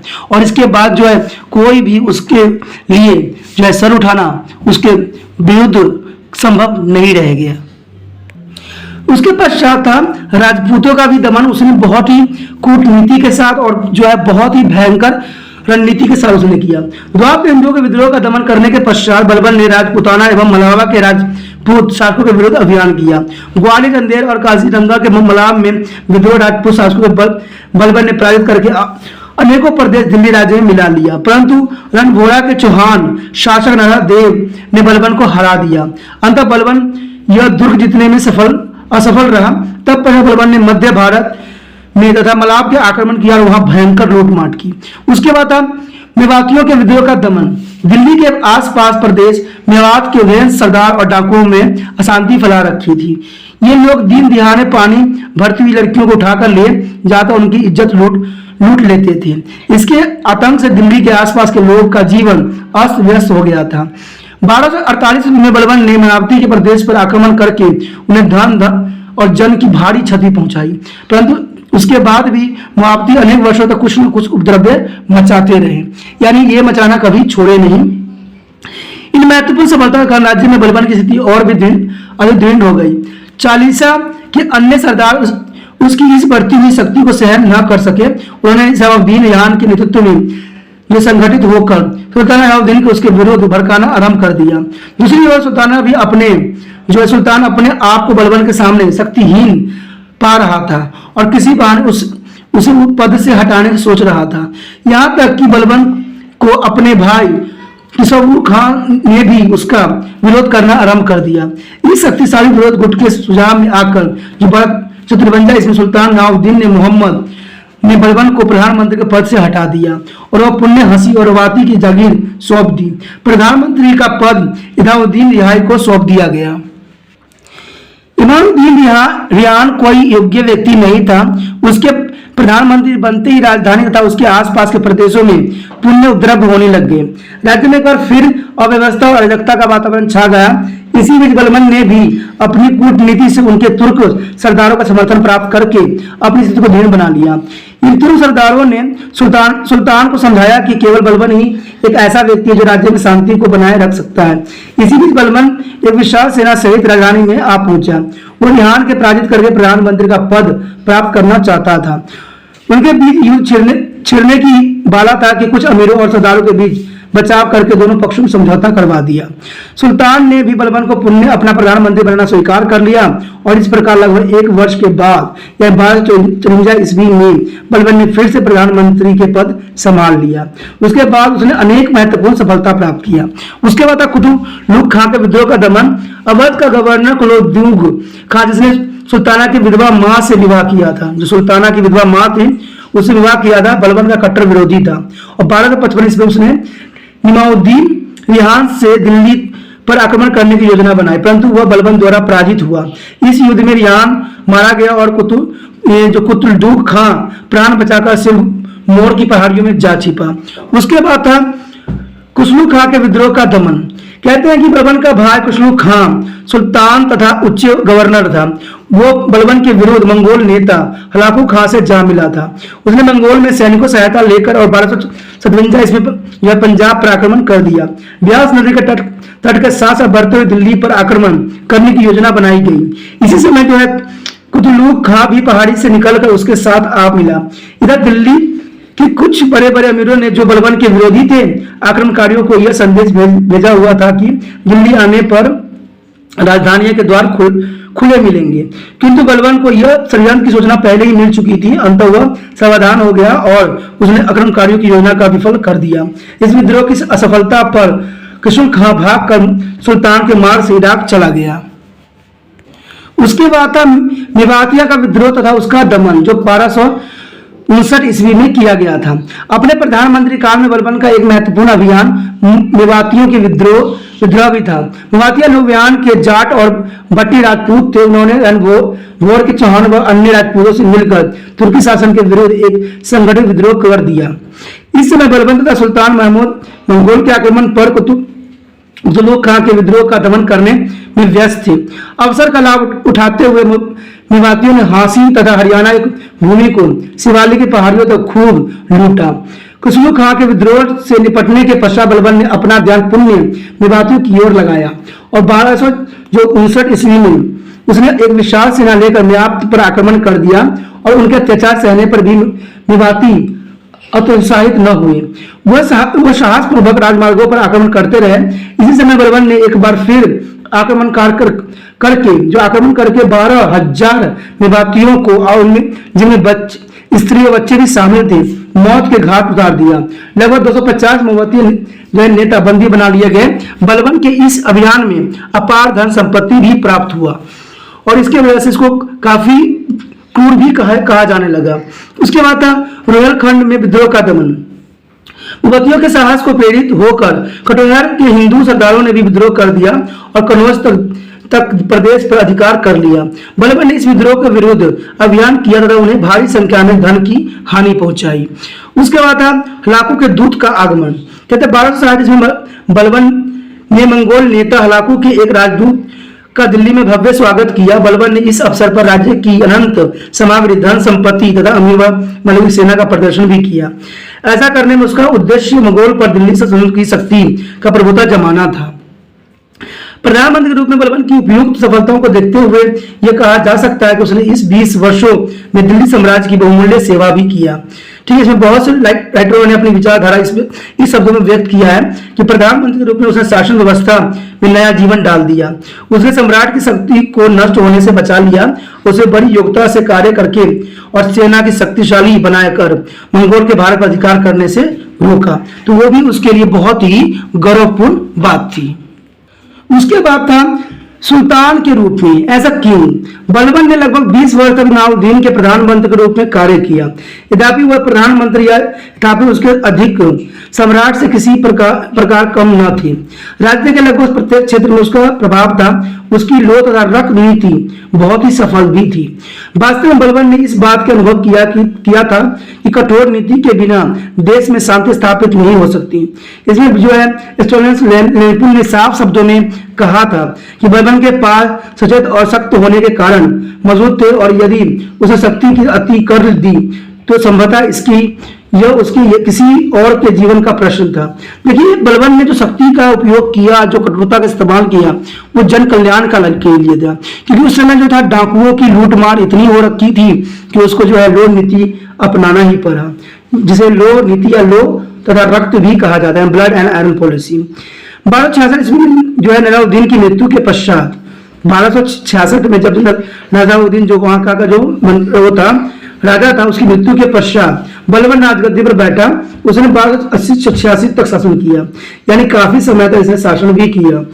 जिस समय बलबन सिंहासन में बैठा तो उस समय उसके सामने अनेक कठिनाइयां थी, क्योंकि एक तरह से देखा जाए तो एक गुलाम वंश से था, क्योंकि उसको खरीद के लाया गया था। बेकर इल्तुतमिश ने अपनी बेटी से विवाह कर दिया था, लेकिन फिर भी ये गुलाम वंश के ही था।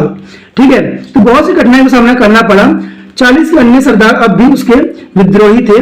प्रजा निडर होकर कानूनी विरोध कार्य करती थी। राज्य की प्रतिष्ठा भी गिर चुकी थी।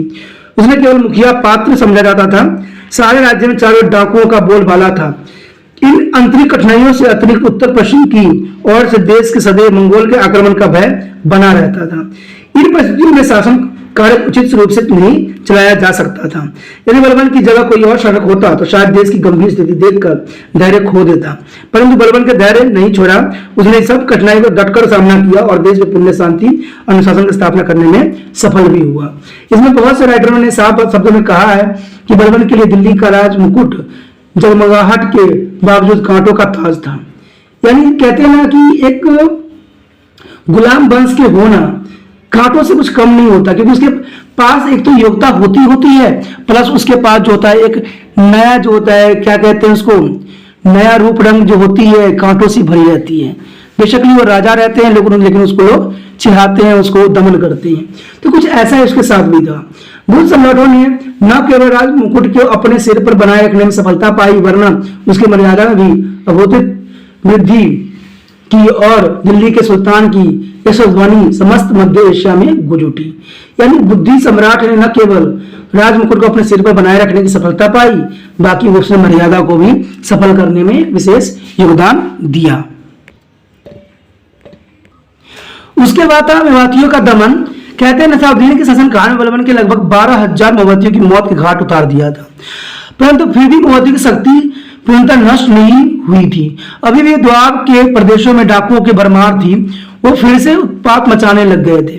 दिन दिहाड़ लूटमार करना, पानी भर रही लड़कियों को उठाकर ले जाना था, उनका अपमान करना उनके लिए साधारण सी बात हो गई थी। उनके भय से राजधानी का पश्चिम द्वार सायंकाल होते ही बंद कर दिया जाता था। बलबन जैसा शासक यह बात भला कैसे सहन कर सकता था। उसने उन डाकुओं को दमन करने के लिए सर्वप्रथम उन जंगलों के साफ करवाया जहां लूटमार करके वो छिप जाते थे, और फिर उन पर आक्रमण द्वारा भयंकर प्रहार भी किया। राजधानी की सुरक्षा के लिए कई स्थानों पर चौकियां स्थापित की गई जहां भारी संख्या में अफगान सैनिक रखे गए थे। बलबन ने स्वयं मेवातियों के विरुद्ध चलाए जाने वाले अभियान का नेतृत्व किया। उसने हजारों मेवातियों को निर्धनता पूर्वक वध भी कर दिया। इस पर बलबन ने बड़ी क्रूरता से मेवातियों का दमन किया। अगर वो दमन न किया होता तो शायद वो मेवातियां जो थे उनकी जो क्रूरता थी वो बढ़ती ही चली जाती। द्वाब के लुटेरे पर दमन। मेवाती की भांति द्वाब के लुटेरे ने भी काफी आतंक मचा रखा था। उनके कारण दिल्ली और बंगाल के बीच का मार्ग सुरक्षित नहीं था। इस मार्ग पर आने वाले अनेकों यात्री लुटेरों का शिकार हो जाते थे। लुटेरों का दमन करने के लिए बलबन स्वयं द्वाब गया और वो कई मास तक पटियाला, कंपिल, जलाली और भोजपुर में रहा। उसने डाकुओं के अड्डों का पता लगाया और उन सबको नष्ट कर दिया। बलबन के इस अभियान को सराहना करते हुए वह लिखते हैं कि बलबन उपद्रव्यग्रस्त जिलों पर वाजे की भांति झपटा और उसने वही इतनी मार काट की कि उपद्रवियों का रक्त की नदी बहने लग गई। जो है प्रत्येक गांव तथा जंगल के समीप लाशों के ढेर दिखाई देने लगे और शवों को जो दुर्गंध गंगा किनारों तक भी फैल गई। उसके पश्चात था कटिहार की विद्रोह का दमन। द्वाब के जो है सैनिक कार्यवाही अभी पूरी भी नहीं हुई थी कि कटिहार के हिंदुओं ने विद्रोह कर दिया। उन्होंने सारे प्रदेश में उपद्रव मचा रखा था। समारोह तथा बदाऊं के शासक भी उसने उन्हें दबाने में असफल रहे थे। अंत बलबन ने द्वाब के लुटेरे पर दमन करने के पश्चात कटहर के हिंदू विद्रोहियों की ओर ध्यान दिया और अचानक ही उन सब पर आक्रमण कर दिया। उसने बड़े ही निर्ममा ढंग से उनकी हत्याएं करवाई। 8 वर्ष की आयु से अधिक सभी स्त्री पुरुषों को वध कर दिया। तब पर्शा बलबन ने वहां के जंगल को साफ करवाया और यहाँ सड़क का निर्माण भी करवाया। उसके बाद मंगोल के आक्रमणों से देश को बचाना। मंगोल के आक्रमण में से उत्तरी भारत की शांति और समृद्धि को काफी खतरा पैदा हो गया था। उन्हें गजनी तक के प्रदेश पर अधिकार कर लिया था और खलीफा का वध कर दिया गया। उन्हें मुल्तान, लाहौर और सिंध के प्रदेशों को नष्ट भ्रष्ट कर दिया। बलबन ने निजामुद्दीन तथा बहराम को शासनकाल में मंगोल को बुरी तरह से पराजित किया था, परंतु उसके आक्रमण अभी तक जारी थे। बलबन और मंगोल नेता लाखों के मध्य समझौते से भी समस्या का समाधान नहीं हो पाया था और विवश होकर बलबन ने अपनी सीमा नीति का प्रयोग किया और इसका था कुछ वर्णन इस प्रकार है। बलबन ने उत्तर पश्चिमी सीमा की सुरक्षा के लिए राज्य विस्तार की नीति का परित्याग कर दिया और इस सीमा पर कड़ी निगरानी रखने के उद्देश्य से वह अधिक दिल्ली में ही रहने लगा और उसने बाहर जाना छोड़ दिया। उसके पश्चात दुर्ग और चौकियों की मरम्मत करवाई गई। महत्वपूर्ण स्थानों पर नए किलों का निर्माण भी करवाया गया और उनमें शक्तिशाली सैनिक टुकड़ियों की व्यवस्था भी की गई। इन दुर्गों में भटिंडा, अवहेर, सिरसा और भटैन के दुर्ग विशेष रूप से उल्लेखनीय हैं। सभी सेनापतियों तथा सेनाओं की नियुक्ति वीरता और स्वामी भक्ति के आधार पर भी की जाने लग गई। मुल्तान, समाना और दिलकपुर सीमांत प्रदेश घोषित कर दिए गए। इन प्रदेशों में राजघरानों से संबंधी व्यक्ति शासन करने के नियुक्त किए गए। 1213 ईस्वी तक सुल्तान का चचेरा भाई शेर खां इन प्रदेशों के शासक रहा। तब पश्चात बलबन ने अपने पुत्रों मोहम्मद और बुखारा खां को मंगोल के आक्रमण रोकने के लिए इन प्रदेशों का गवर्नर नियुक्त कर दिया। उसके बाद शस्त्र अधिक मात्रा में बनाए जाने लगे और सैनिकों को बढ़िया शस्त्रों की सुसज्जित भी किया गया। देखिए, कोई भी सैनिक के विजय के लिए अस्त्र बहुत ही इंपॉर्टेंट रखता है और इससे क्या होता है, वो जीत में भी अपने अग्रसर भूमिका निभाते हैं। सभी वृद्ध अधिकारियों को हटा दिया गया और उनके स्थान पर नवयुवक और योग्य व्यक्तियों की नियुक्ति की गई। बलबन की इस सीमांत नीति के परिणाम स्वरूप कुछ समय तक उत्तर पश्चिम भारत में शांति बनी रही, परंतु 1279 ईस्वी मंगोल ने आक्रमण पुनः आरंभ कर दिया और इस बार वे व्यास नदी पार करके दिल्ली तक आ पहुंचे थे। इसी समय शाही सेनाओं ने उन पर इतना भयंकर प्रहार किया कि वह आगामी 5-6 वर्षों तक कोई आक्रमण करने का साहस न कर सके। तब पश्चात 1285 ईस्वी मंगोल ने पंजाब पर पुण्य आक्रमण कर दिया और इस बार बलबन के पुत्र मोहम्मद ने उसका डट कर सामना किया, परंतु हार गया और मारा गया। उसकी मृत्यु का बलबन को इतना आघात पहुंचा कि कुछ समय पश्चात वह स्वयं परलोक सिधार गया। यानी इस वजह से उसको काफी घात पहुंचा कि उसकी पुत्र की मृत्यु हो गई, तो उसी शोक में उसकी भी मृत्यु हो गई। उसके पश्चात बंगाल के विद्रोह का दमन। बंगाल सदा से विद्रोह का केंद्र रहा है। जब कभी दिल्ली के सुल्तान को किसी विदेश अथवा अंतर्राष्ट्रीय संकट का सामना करना पड़ता था तो वह स्वयं स्वयं अवसर देख बंगाल का शासक अपने आप को स्वतंत्र घोषित कर लेते थे। ये ऐसा हमेशा हुआ है। ऐसा ही बलबन के राज्यकाल में भी हुआ। बंगाल का शासक तुगरील खान ने सुल्तान के बूढ़ा जानकर अपने आप को स्वतंत्र घोषित कर लिया और गियाउद्दीन की उपाधि धारण कर ली। तुगरील खां का यह कार्य बलबन के लिए एक चुनौती थी। दुर्भाग्यवश उस समय बलबन बीमार था। अंत उसने तुगरील खां का दमन करने के लिए अवध के सूबेदार अमीर खां के नेतृत्व में एक विशाल सेना भेजी, परंतु अमीर खां पराजित हुआ और वापस भाग आया। उसकी कायरता पर बलबन को बहुत ही क्रोध आया। तब पश्चात सुल्तान ने एक और सेना शत्रु के विरोध भेजी, परंतु उसे भी पराजय का मुंह दिखना पड़ा। अब बलबन ने स्वयं एक सेना लेकर तुगरील खां के विद्रोह प्रस्ताव किया और बिना किसी कठिनाई के बंगाल की राजधानी लखनऊ तक जा पहुंचा।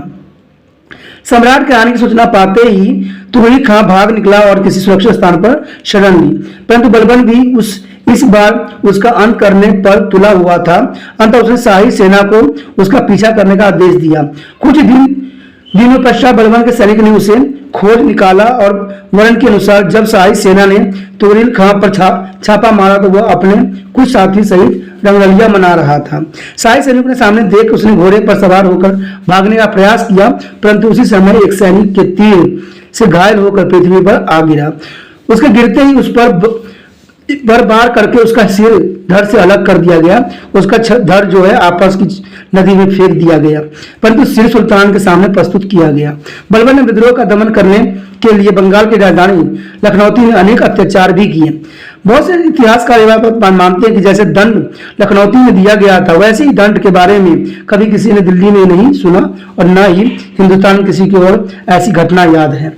कहते हैं कि उसने इस नगर के 2 मील लंबे बाजार के दोनों ओर सूलियां गड़वा दी और तुगली खां के सभी साथियों एक समर्थक को इन पर चढ़ा दिया गया। जिसका भी तुगली खां सम्मान करता था उसे फांसी पर चढ़ा दिया गया। फिर भी कुछ काजियों ने माफी मांगकर अपनी जान बचा ली। इस विद्रोह के दमन के से बलबन की जो है प्रतिष्ठा में असाधारण वृद्धि हुई। प्रसिद्ध लेखक जो है बर्निन ने साफ शब्दों में कहा था कि बलबन की आदर बहुत बढ़ गया और संसार इसे एक प्रकार से भयभीत भी हो गया, जैसे पहले कभी नहीं हुआ था। तब पश्चात बलबन ने अपने पुत्र मुगैरा खां को बंगाल का गवर्नर नियुक्त कर दिया और उसे भी यह चेतावनी दी गई कि यदि उसने विद्रोह करने का कोशिश किया तो उसकी भी यही दुर्दशा की जाएगी जो दुर्हीन खां अथवा उसके साथियों की हुई थी। उसके पश्चात गुप्तचर व्यवस्था। बलबन ने अपनी शासन व्यवस्था को सुचारू ढंग से चलाने के लिए एक उत्तम गुप्तचर व्यवस्था भी किया था। उसने प्रत्येक विभाग, नगर तथा प्रांत में अपने गुप्तचर नियुक्त किए थे। इन गुप्तचरों का कार्य सुल्तान के राज्य के अंदर होने वाली प्रत्येक महत्वपूर्ण घटना का समाचार यथाशीघ्र सुल्तान को भेजना होता था। अंत यह गुप्तचर राज्य के अमीर, सूबेदारों एवं वरिष्ठ अधिकारियों गुप्त भेदों का पता लगाकर सुल्तान को सूचित किया जाता था। बलबन की इस कठोर गुप्तचर व्यवस्था के कारण अमीर और अधिकारी वर्ग में इतना आतंक था कि वो अपने घरों में परंपरा जो है वार्तालाप करते हुए भी गुप्तचरों से आंतरिक रहते थे। गुप्तचरों की नियुक्ति बहुत छानबीन के बाद की जाती थी, उन्हें अच्छे वेतन दिए जाते थे।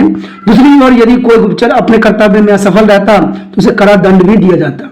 वास्तव में गुप्तचर व्यवस्था की कुशलता के कारण बलबन विद्रोह एवं षड्यंत्र को नियंत्रण में रख सका तथा सम्राट की जो है शांति की स्थापना भी कर सका। उसके बाद सेना का पुनर्गठन। बलबन ने शासनकाल में अनेकों प्रशंसनीय सैनिक सुधार किए। उसने पैदल घुड़सवार सेना का नया ढंग से संगठित किया। उसने सेना का उचित संचालन करने के लिए अनुभवी वीर और स्वामी भक्त सरदारों की नियुक्ति भी किया। उसने सेना में केवल युवकों को ही भर्ती किया तथा कमजोर एवं बूढ़े को सेना से निकाल दिया। उसने सारे राज्य में जो सड़कें बनवाई ताकि संकट के समय चौकियों की सहायता के लिए शीघ्र ही सेना भेजी जा सके। उसने सीमांत प्रदेशों में दुर्गों का निर्माण भी कराया। इन दुर्गों की रक्षा का भार उसे अपने रिश्तेदार तथा वीर सैनिकों को सौंप दिया। उसने दिल्ली के निकट बड़े बड़े सैनिक शिविरों में सैनिक की प्रशिक्षण दिए जाने का उचित प्रबंधन किया। यहाँ उन्हें युद्ध कला के नवीन ढंग सिखाए जाते थे। सैनिकों की नवीन हथियार देने के उद्देश्य से कारखाने स्थापित किए गए थे। इन प्रयासों के परिणाम स्वरूप सेना का रूप भी निखर गया था। इन सब संगठित सेना से आंतरिक विद्रोह और बाहरी आक्रमणकारी का डट कर सामना किया जा सकता था। देश में शांति तथा सुरक्षा की स्थापना भी की गई। उसके पश्चात राजपथ की प्रतिष्ठा की स्थापना। बलबन से पूर्व दिल्ली के सुल्तान की हालत बड़ी शोचनीय थी। दरबार में उनके सामने भद्दे मजाक किए जाते थे, किसी प्रकार का अनुशासन नहीं था। राजपथ की प्रतिष्ठा लुप्त हो चुकी थी। बलबन ने राजपथ की प्रतिष्ठा स्थापित करने के लिए अनेक कठोर कदम उठाए। उसने अमीर तथा वजीरों की सभी शक्तियां अपने हाथ में ले ली। कोई भी राज्य कर्मचारी उसकी आज्ञा के बिना कोई कार्य नहीं कर सकता था। अपने प्रत्येक आज्ञा का पालन वह कठोरता से करवाने लगा। उसने वह जिल-ए-इलाही कोई कार्य मतलब जिले परमात्मा की छाया की उपाधि भी धारण किया। प्रत्येक विदेशियों में अपने सम्मान की वृद्धि के लिए बलबन ने एक आकर्षक राज्य दरबार की व्यवस्था भी की। उसका विचार था कि केवल सुसज्जित दरबार ही सुल्तान के प्रति श्रद्धा एवं भक्ति बढ़ाने में सहायता होता है। वह हर समय गंभीर मुद्रा में रहता था। सुल्तान की आज्ञा के बिना दरबार में कोई भी व्यक्ति किसी प्रकार की बात नहीं कर सकता था। प्रधानमंत्री के अतिरिक्त कोई भी कर्मचारी दरबार में सुल्तान के संबोधित नहीं कर सकता था। उसने रहन सहन में भी सुल्तान से काफी परिवर्तन किया। उसने शराब पीना, रंगरलिया मनाना सादा लिए बंद कर दिया गया। यह दरबार में न तो स्वयं कभी हंसता था, कभी किसी को आज्ञा किसी की हंसने का भी आज्ञा नहीं होता था। कठोर ढंग की विद्वान व्यवस्था की गई थी। अब बदुल के सुधार बकबक ने अपने एक सेवक का वध भी कर दिया, जो उसे दरबार में इतना पीटा गया कि उसकी मृत्यु हो गई। कहा जाता है कि बलबन के भय से अवध के सूबेदार हैबत खान ने ऐसे ही एक अपराध में मृतक दास की विधवा को 20,000 टांके देकर अपना पीछा छुड़वाया था।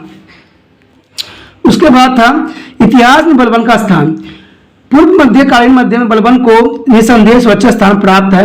लगभग 40 वर्ष सल्तनत की भागदौड़ बलबन के हाथों में रही।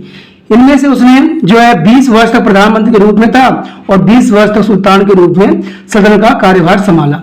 बलबन के समय दिल्ली सल्तनत के सामने आंतरिक एवं विदेशी संकट के घेरे हुए बादल थे। दिल्ली सल्तनत की दुर्बलता का लाभ उठाकर राज्य के अमीर एवं सूबेदार स्वतंत्र होने की चेष्टा कर रहे थे। डाकू और लुटेरे ने उत्पात मचा रखा था और प्रजा आतंक के साए में जी रही थी। ताज की प्रतिष्ठा धूल में मिल गई थी। उस समय राज्य के अमीर सुल्तान कोई परवाह नहीं करते थे, जो उत्तर पश्चिम में मंगोल आक्रमण में स्थिति को अधिक विस्फोटक बना दिया था। ऐसे गंभीर संकट के समय सुल्तान ने राज्य की भागदौड़ संभाला। उसने देश में शांति स्थापित करने के उद्देश्य से रक्त एवं लोक की नीति भी अपनाई। उसने डाकुओं, लुटेरों विद्रोह को ऐसे कड़े दंड दिए गए जो बलबन का नाम सुनते उसकी आत्मा कांप उठती थी। उसी यह नीति सम्राट में शांति स्थापित करने में काफी सीमा तक सफल भी रही। उसने अपने अथाक प्रयासों से मंगोल आक्रमणों से दिल्ली सल्तनत को सुरक्षित बनाया। उसने ताज की प्रतिष्ठा को पुनः स्थापित भी किया। उसने दिल्ली सल्तनत की सुरक्षा के लिए शक्तिशाली सेना का गठन भी किया। बलबन साम्राज्य विस्तार की नीति को विरुद्ध था, क्योंकि उसकी मान्यता थी कि विजय से पूर्व सम्राट का सुदीर्घ आवश्यक है। निसंदेह दिल्ली सल्तनत के सुसंगठित करने में बलबन की जो है प्रशंसनीय योगदान था। इसलिए कहा जा सकता है कि जो है बलबन ने काफी कूटनीतियों का ही प्रयोग किया। जो इसका बलबन का जो था बलबन की रक्त एवं लोह नीति थी वो बहुत ही सशक्त और बहुत ही कारगर थी। आखिरकार बलबन को जो है ये रक्त एवं लोह नीति अपनाने की क्यों आवश्यकता पड़ गई? जैसे कि आपको पता ही कि जब बलबन राज्य करता था तो उसमें सबसे बड़ी समस्या जो था वहाँ की डाकू थी। ठीक है, मंगोल जो शासक था उनकी प्रॉब्लम थी। वहाँ पर इतने अपद्रव्य फैलते थे कि उसको सख्त रूल रेगुलेशन को लागू करना उसके लिए जरूरी पड़ गया। और इसी जो है शक्ति की वजह से ही जो है उपद्रवियों को कंट्रोल किया जा सकता था। तो इसलिए जो है बलबन ने जो है अपने शासन को सुदृढ़ और शांति में चलाने के लिए उसने इस नीति का पालन किया। कहते हैं बलबन ने जो है 1566 ईस्वी में दिल्ली के सिंहासन में बैठा और उस समय देश में अराजकता फैली हुई थी। अनेक भाग में जो है कानून एवं न्याय व्यवस्था छीन भीन हो चुकी थी। सड़कें असुरक्षित थी, स्थान स्थान में विद्रोह हो रहे थे। राजपद की जो प्रतिष्ठा लुप्त हो चुकी थी। तुर्की सरदार जो माननीय करते थे इच्छानुसार वो एक जय सुल्तान के गद्दी से उतारने और दूसरे को बिठा देते थे। वास्तव में 40 के सरदार के सुल्तान को चुनते थे, यानी उसमें 40 के चालीसा के सरदार चुनते, यानी 40 सरदार इसमें व्याप्त होते थे और उनका काम था चारों तरफ शांति फैलाना। इस समय लोगों के जीवन जो सम्मान और संपत्ति सुरक्षा नहीं थी। इसके साथ साथ मंगोल के आक्रमण का भय भी बना रहता था। मंगोल जो थी यह बलबन को नाक में दम कर रखा था। इस कारण स्थिति अधिक गंभीर बनी हुई थी। इसी में काबू पाने के लिए कठोर कदम उठाने की आवश्यकता थी। केवल तलवार का प्रयोग करके रक्त बहाकर ही विद्रोह को समाप्त किया जाना संभव नहीं था। बलबन ने ऐसा ही किया। उसने विद्रोह की जो गर्दनें कटवा दी, जो विद्रोही थे उनकी गर्दनों को कटवा दिया और उसमें भूसा भरकर बाजारों में लटका दिया जाता था। मनमानी करने वाले सरदारों की मौत के घाट उतार दिया जाता था। उसे 20 वर्ष जो 1266 से लेकर 1286 तक राज्य की इस 20 वर्षों में क्रूरता और कठोरता से विद्रोही मंगोल उदयधीर सरदारों और चोर डाकों का दमन किया। बलबन की यही बल प्रयोग की नीति को हम रक्त एवं लोह नीति के नाम से प्रसिद्ध हुआ। आखिर लोह नीति में क्या विशेषता थी? आपको तो एक बात समझ में आ ही चुका होगा कि बलबन की जो रक्त एवं लोह नीति थी वो इस प्रकार थी कि जो भी व्यक्ति लूट मार करता या किसी तरह का गलत काम करता उसको वो क्या करता, जो उसके बॉडी के जो है हड्डियों के निकलवा के उसमें क्या करता है सारे में भूसा ठूस के और उसको क्या करता चौराहों पर लटका देता कि दूसरा जो व्यक्ति हो इसको साहस न करे ऐसा कोई काम करने का। तो ऐसे लोह नीति थी। ठीक है, लेकिन इस लोह नीति की कुछ विशेषता भी थी जिसको हमें अभी जानना है। पहली विशेषता तो यही थी सेना का पुण्य गठन। बलबन की बल प्रयोग नीति का सबसे बड़ा शस्त्र उसकी सेना थी। सेना की सहायता के बिना किसी विद्रोह का दमन करना कठिन नहीं अतुल असंभव था। अंततः बलबन ने अपनी स्थिति को दृढ़ करने के लिए सर्वप्रथम सैनिक शक्ति पर बल दिया। इसके लिए उसने अनेक सैनिक सुधार भी किए। उसने पैदल एवं घुड़सवार सेना का नया ढंग से गठन किया। उसने सेना का उचित संचालन के लिए अनुभवी वीर और स्वामी भक्त सरदारों की नियुक्ति भी किया। उसने सेना में केवल युवकों की ही भर्ती किया और कमजोर एवं बूढ़े को सेना को निकाल दिया। उसने सारे राज्य में अनेक सड़क बनवाई ताकि संकट के समय सैनिक चौकियों पर सहायता के लिए सेना शीघ्र ही भेजी जा सके। उसने सीमांत प्रदेशों में दुर्गों का निर्माण भी करवाया। इन दुर्गों की रक्षा के लिए भारत उसने सभी अपने रिश्तेदार और वीर सैनिकों को सौंप दिया। उसने दिल्ली के निकट बड़े बड़े सैनिक शिविरों में सैनिकों को प्रशिक्षण दिए जाने का प्रबंधन भी किया। यहाँ उन्होंने युद्ध कला के नवीन ढंग सिखाए गए। बलबन ने सैनिकों के नवीन हथियार देने के उद्देश्य से अनेक कारखाने की स्थापना भी किया। इन नवीन संगठन सेना से आंतरिक विद्रोह था तथा बाहरी आक्रमणकारियों का डटकर सामना किया जा सके तथा देश में शांति व सुरक्षा की स्थापना किया जा सके। उसके बाद मोमबत्तियों का दमन। नसरुद्दीन मोहम्मद के शासनकाल में जब बलबन प्रधानमंत्री के पद पर था तो उसने लगभग 12,000 उपद्रवी मोमबत्तियों की मौत के घाट उतार दिया था, परंतु अभी तक उसकी शक्ति पूर्णतः नष्ट नहीं हुई थी। वो फिर जो है उत्पात मचाने लगे थे। दिन दहाड़े लोगों को लूट लेना, पानी भरती हुई लड़कियों को उठाकर ले जाना, उनका अपमान करना उनकी आदत सी बन चुकी थी। उनके इन कार्यों को बलबन सहन नहीं कर सकता था। अंततः उसने उनके विरोध कठोर नीति अपनाई। उसे हजारों मोमबत्तियों को पकड़कर निरंतरपूर्ण ढंग से उसका वध कर दिया और उन जंगलों को भी साफ करवा दिया जहां मोमबत्ती लूटमार करने के लिए पश्चात आश्रय पाते थे। बलबन की इस कठोर नीति को स्वरूप प्रजा के मुआवजे अत्याचार से छुटकारा मिल गया। इसी को ही रक्त लोन नीति भी कहा गया। उसके बाद दोआब के लुटेरों का दमन। बलबन ने दोआब के लुटेरों का दमन करने के लिए भी रक्त लोन नीति का ही सहारा लिया। इस लुटेरों ने भी काफी आतंक मचा रखा था। वो दिन दहाड़े जो थे दिल्ली तथा बंगाल के राजमार्ग पर जा रहे यात्रियों को लूट लेते थे। बलबन ने उनका अंत करने का ठान लिया। अंततः वह स्वयं दोआब गया और कई मास के निरंतर परिश्रम के पश्चात उसने लुटेरों को अड्डे का पता लगा लिया। फिर क्या था, सभी और उन लुटेरों की लाशों और रक्त की दिखाई देने लगा और जो लुटेरे बच भी गए उन्हें फिर से ऐसी कार्य करने के लिए साहस नहीं किया। वास्तव में रक्त तथा लोन नीति का पूरा प्रभाव दोआब के डाकुओं के विद्रोह देखने को मिलता है। उसके पश्चात था कटहरे के विद्रोह का दमन। अपने राज्य में लुटेरों का अंत करने के पश्चात बलबन का ध्यान कटहरे के विद्रोह की ओर गया। उसने समस्त प्रदेश में इतना उपद्रव मचा रखा था कि अवरोह में बंधु और मुस्लिम शासक भी उसे विद्रोह को न दबा पाए, परंतु बलबन ने उसने हार मानने वाला न था। उसने उनका अंत करने के लिए एक विशाल सेना सहित उन पर अचानक आक्रमण कर दिया और बड़े निम्न ढंग से उपद्रवियों का वध कर दिया। उपद्रवियों खून की नदियां बहने लगी और स्थान स्थान पर लाशों के ढेर लगने लगी। 8 वर्ष से अधिक आयु वाले सभी स्त्री पुरुषों को मार दिया गया और अनेक उपद्रवीय सरदारों को जिंदा खाल खिंचवा कर उनमें भूसा भर दिया गया और उन्हें दिल्ली के दरवाजों पर लटका दिया गया। परिणाम स्वरूप राज्य के सभी लोग भयभीत हो उठे और उन्हें फिर कभी विद्रोह करने का साहस नहीं किया।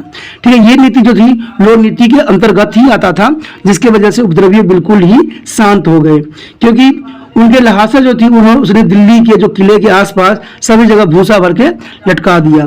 बंगाल के विद्रोह का दमन। बंगाल के शासक जो है तुगलुद्दीन खान ने सुल्तान के बूढ़ा जानकर अपने आप को स्वतंत्र घोषित कर लिया। इस पर बलबन ने अमीर खां को उसकी दमन करने के लिए भेजा, किंतु अमीर खां पराजित हुआ और वापस आ गया। बलबन ने एक और सेना भेजी, किंतु वह अभी पराजित हुई। तब बलबन ने स्वयं अपनी सेना के साथ बंगाल की ओर कूच किया।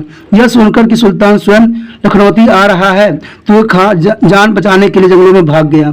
सुल्तान की सेना ने लखनऊ पर अधिकार कर लिया, परंतु उसे बलबन संतुष्ट न हुआ। वह तो विद्रोह तुगलक खां को सबक सिखाना चाहता था। शाही सेना के तुगलक खां का पीछा किया और कुछ दिनों बाद वह पकड़ा गया और उसकी वध कर दी गई। उसके सगे संबंधी को उसके स्त्री बच्चों सहित मार दिया गया। इस प्रकार उसने अन्य प्रांतों शासकों को यह बता दिया कि वह विद्रोह सहन नहीं कर सकता है। ये सारे बात जो थी लोन नीति के अंतर्गत ही आता था। सच तो यह है कि बलबन ने अपने शासनकाल में इन नीतियों का चलाकर आंतरिक शांति की पुनः स्थापना किया और राजपद की प्रतिष्ठा का पुनरुत्थान भी किया। एक कठोर शासक के रूप में उसने बड़े बड़े सामंतों की शक्ति को कुचल कर देश में तुर्की शासन को एक नवीन रूप प्रदान किया।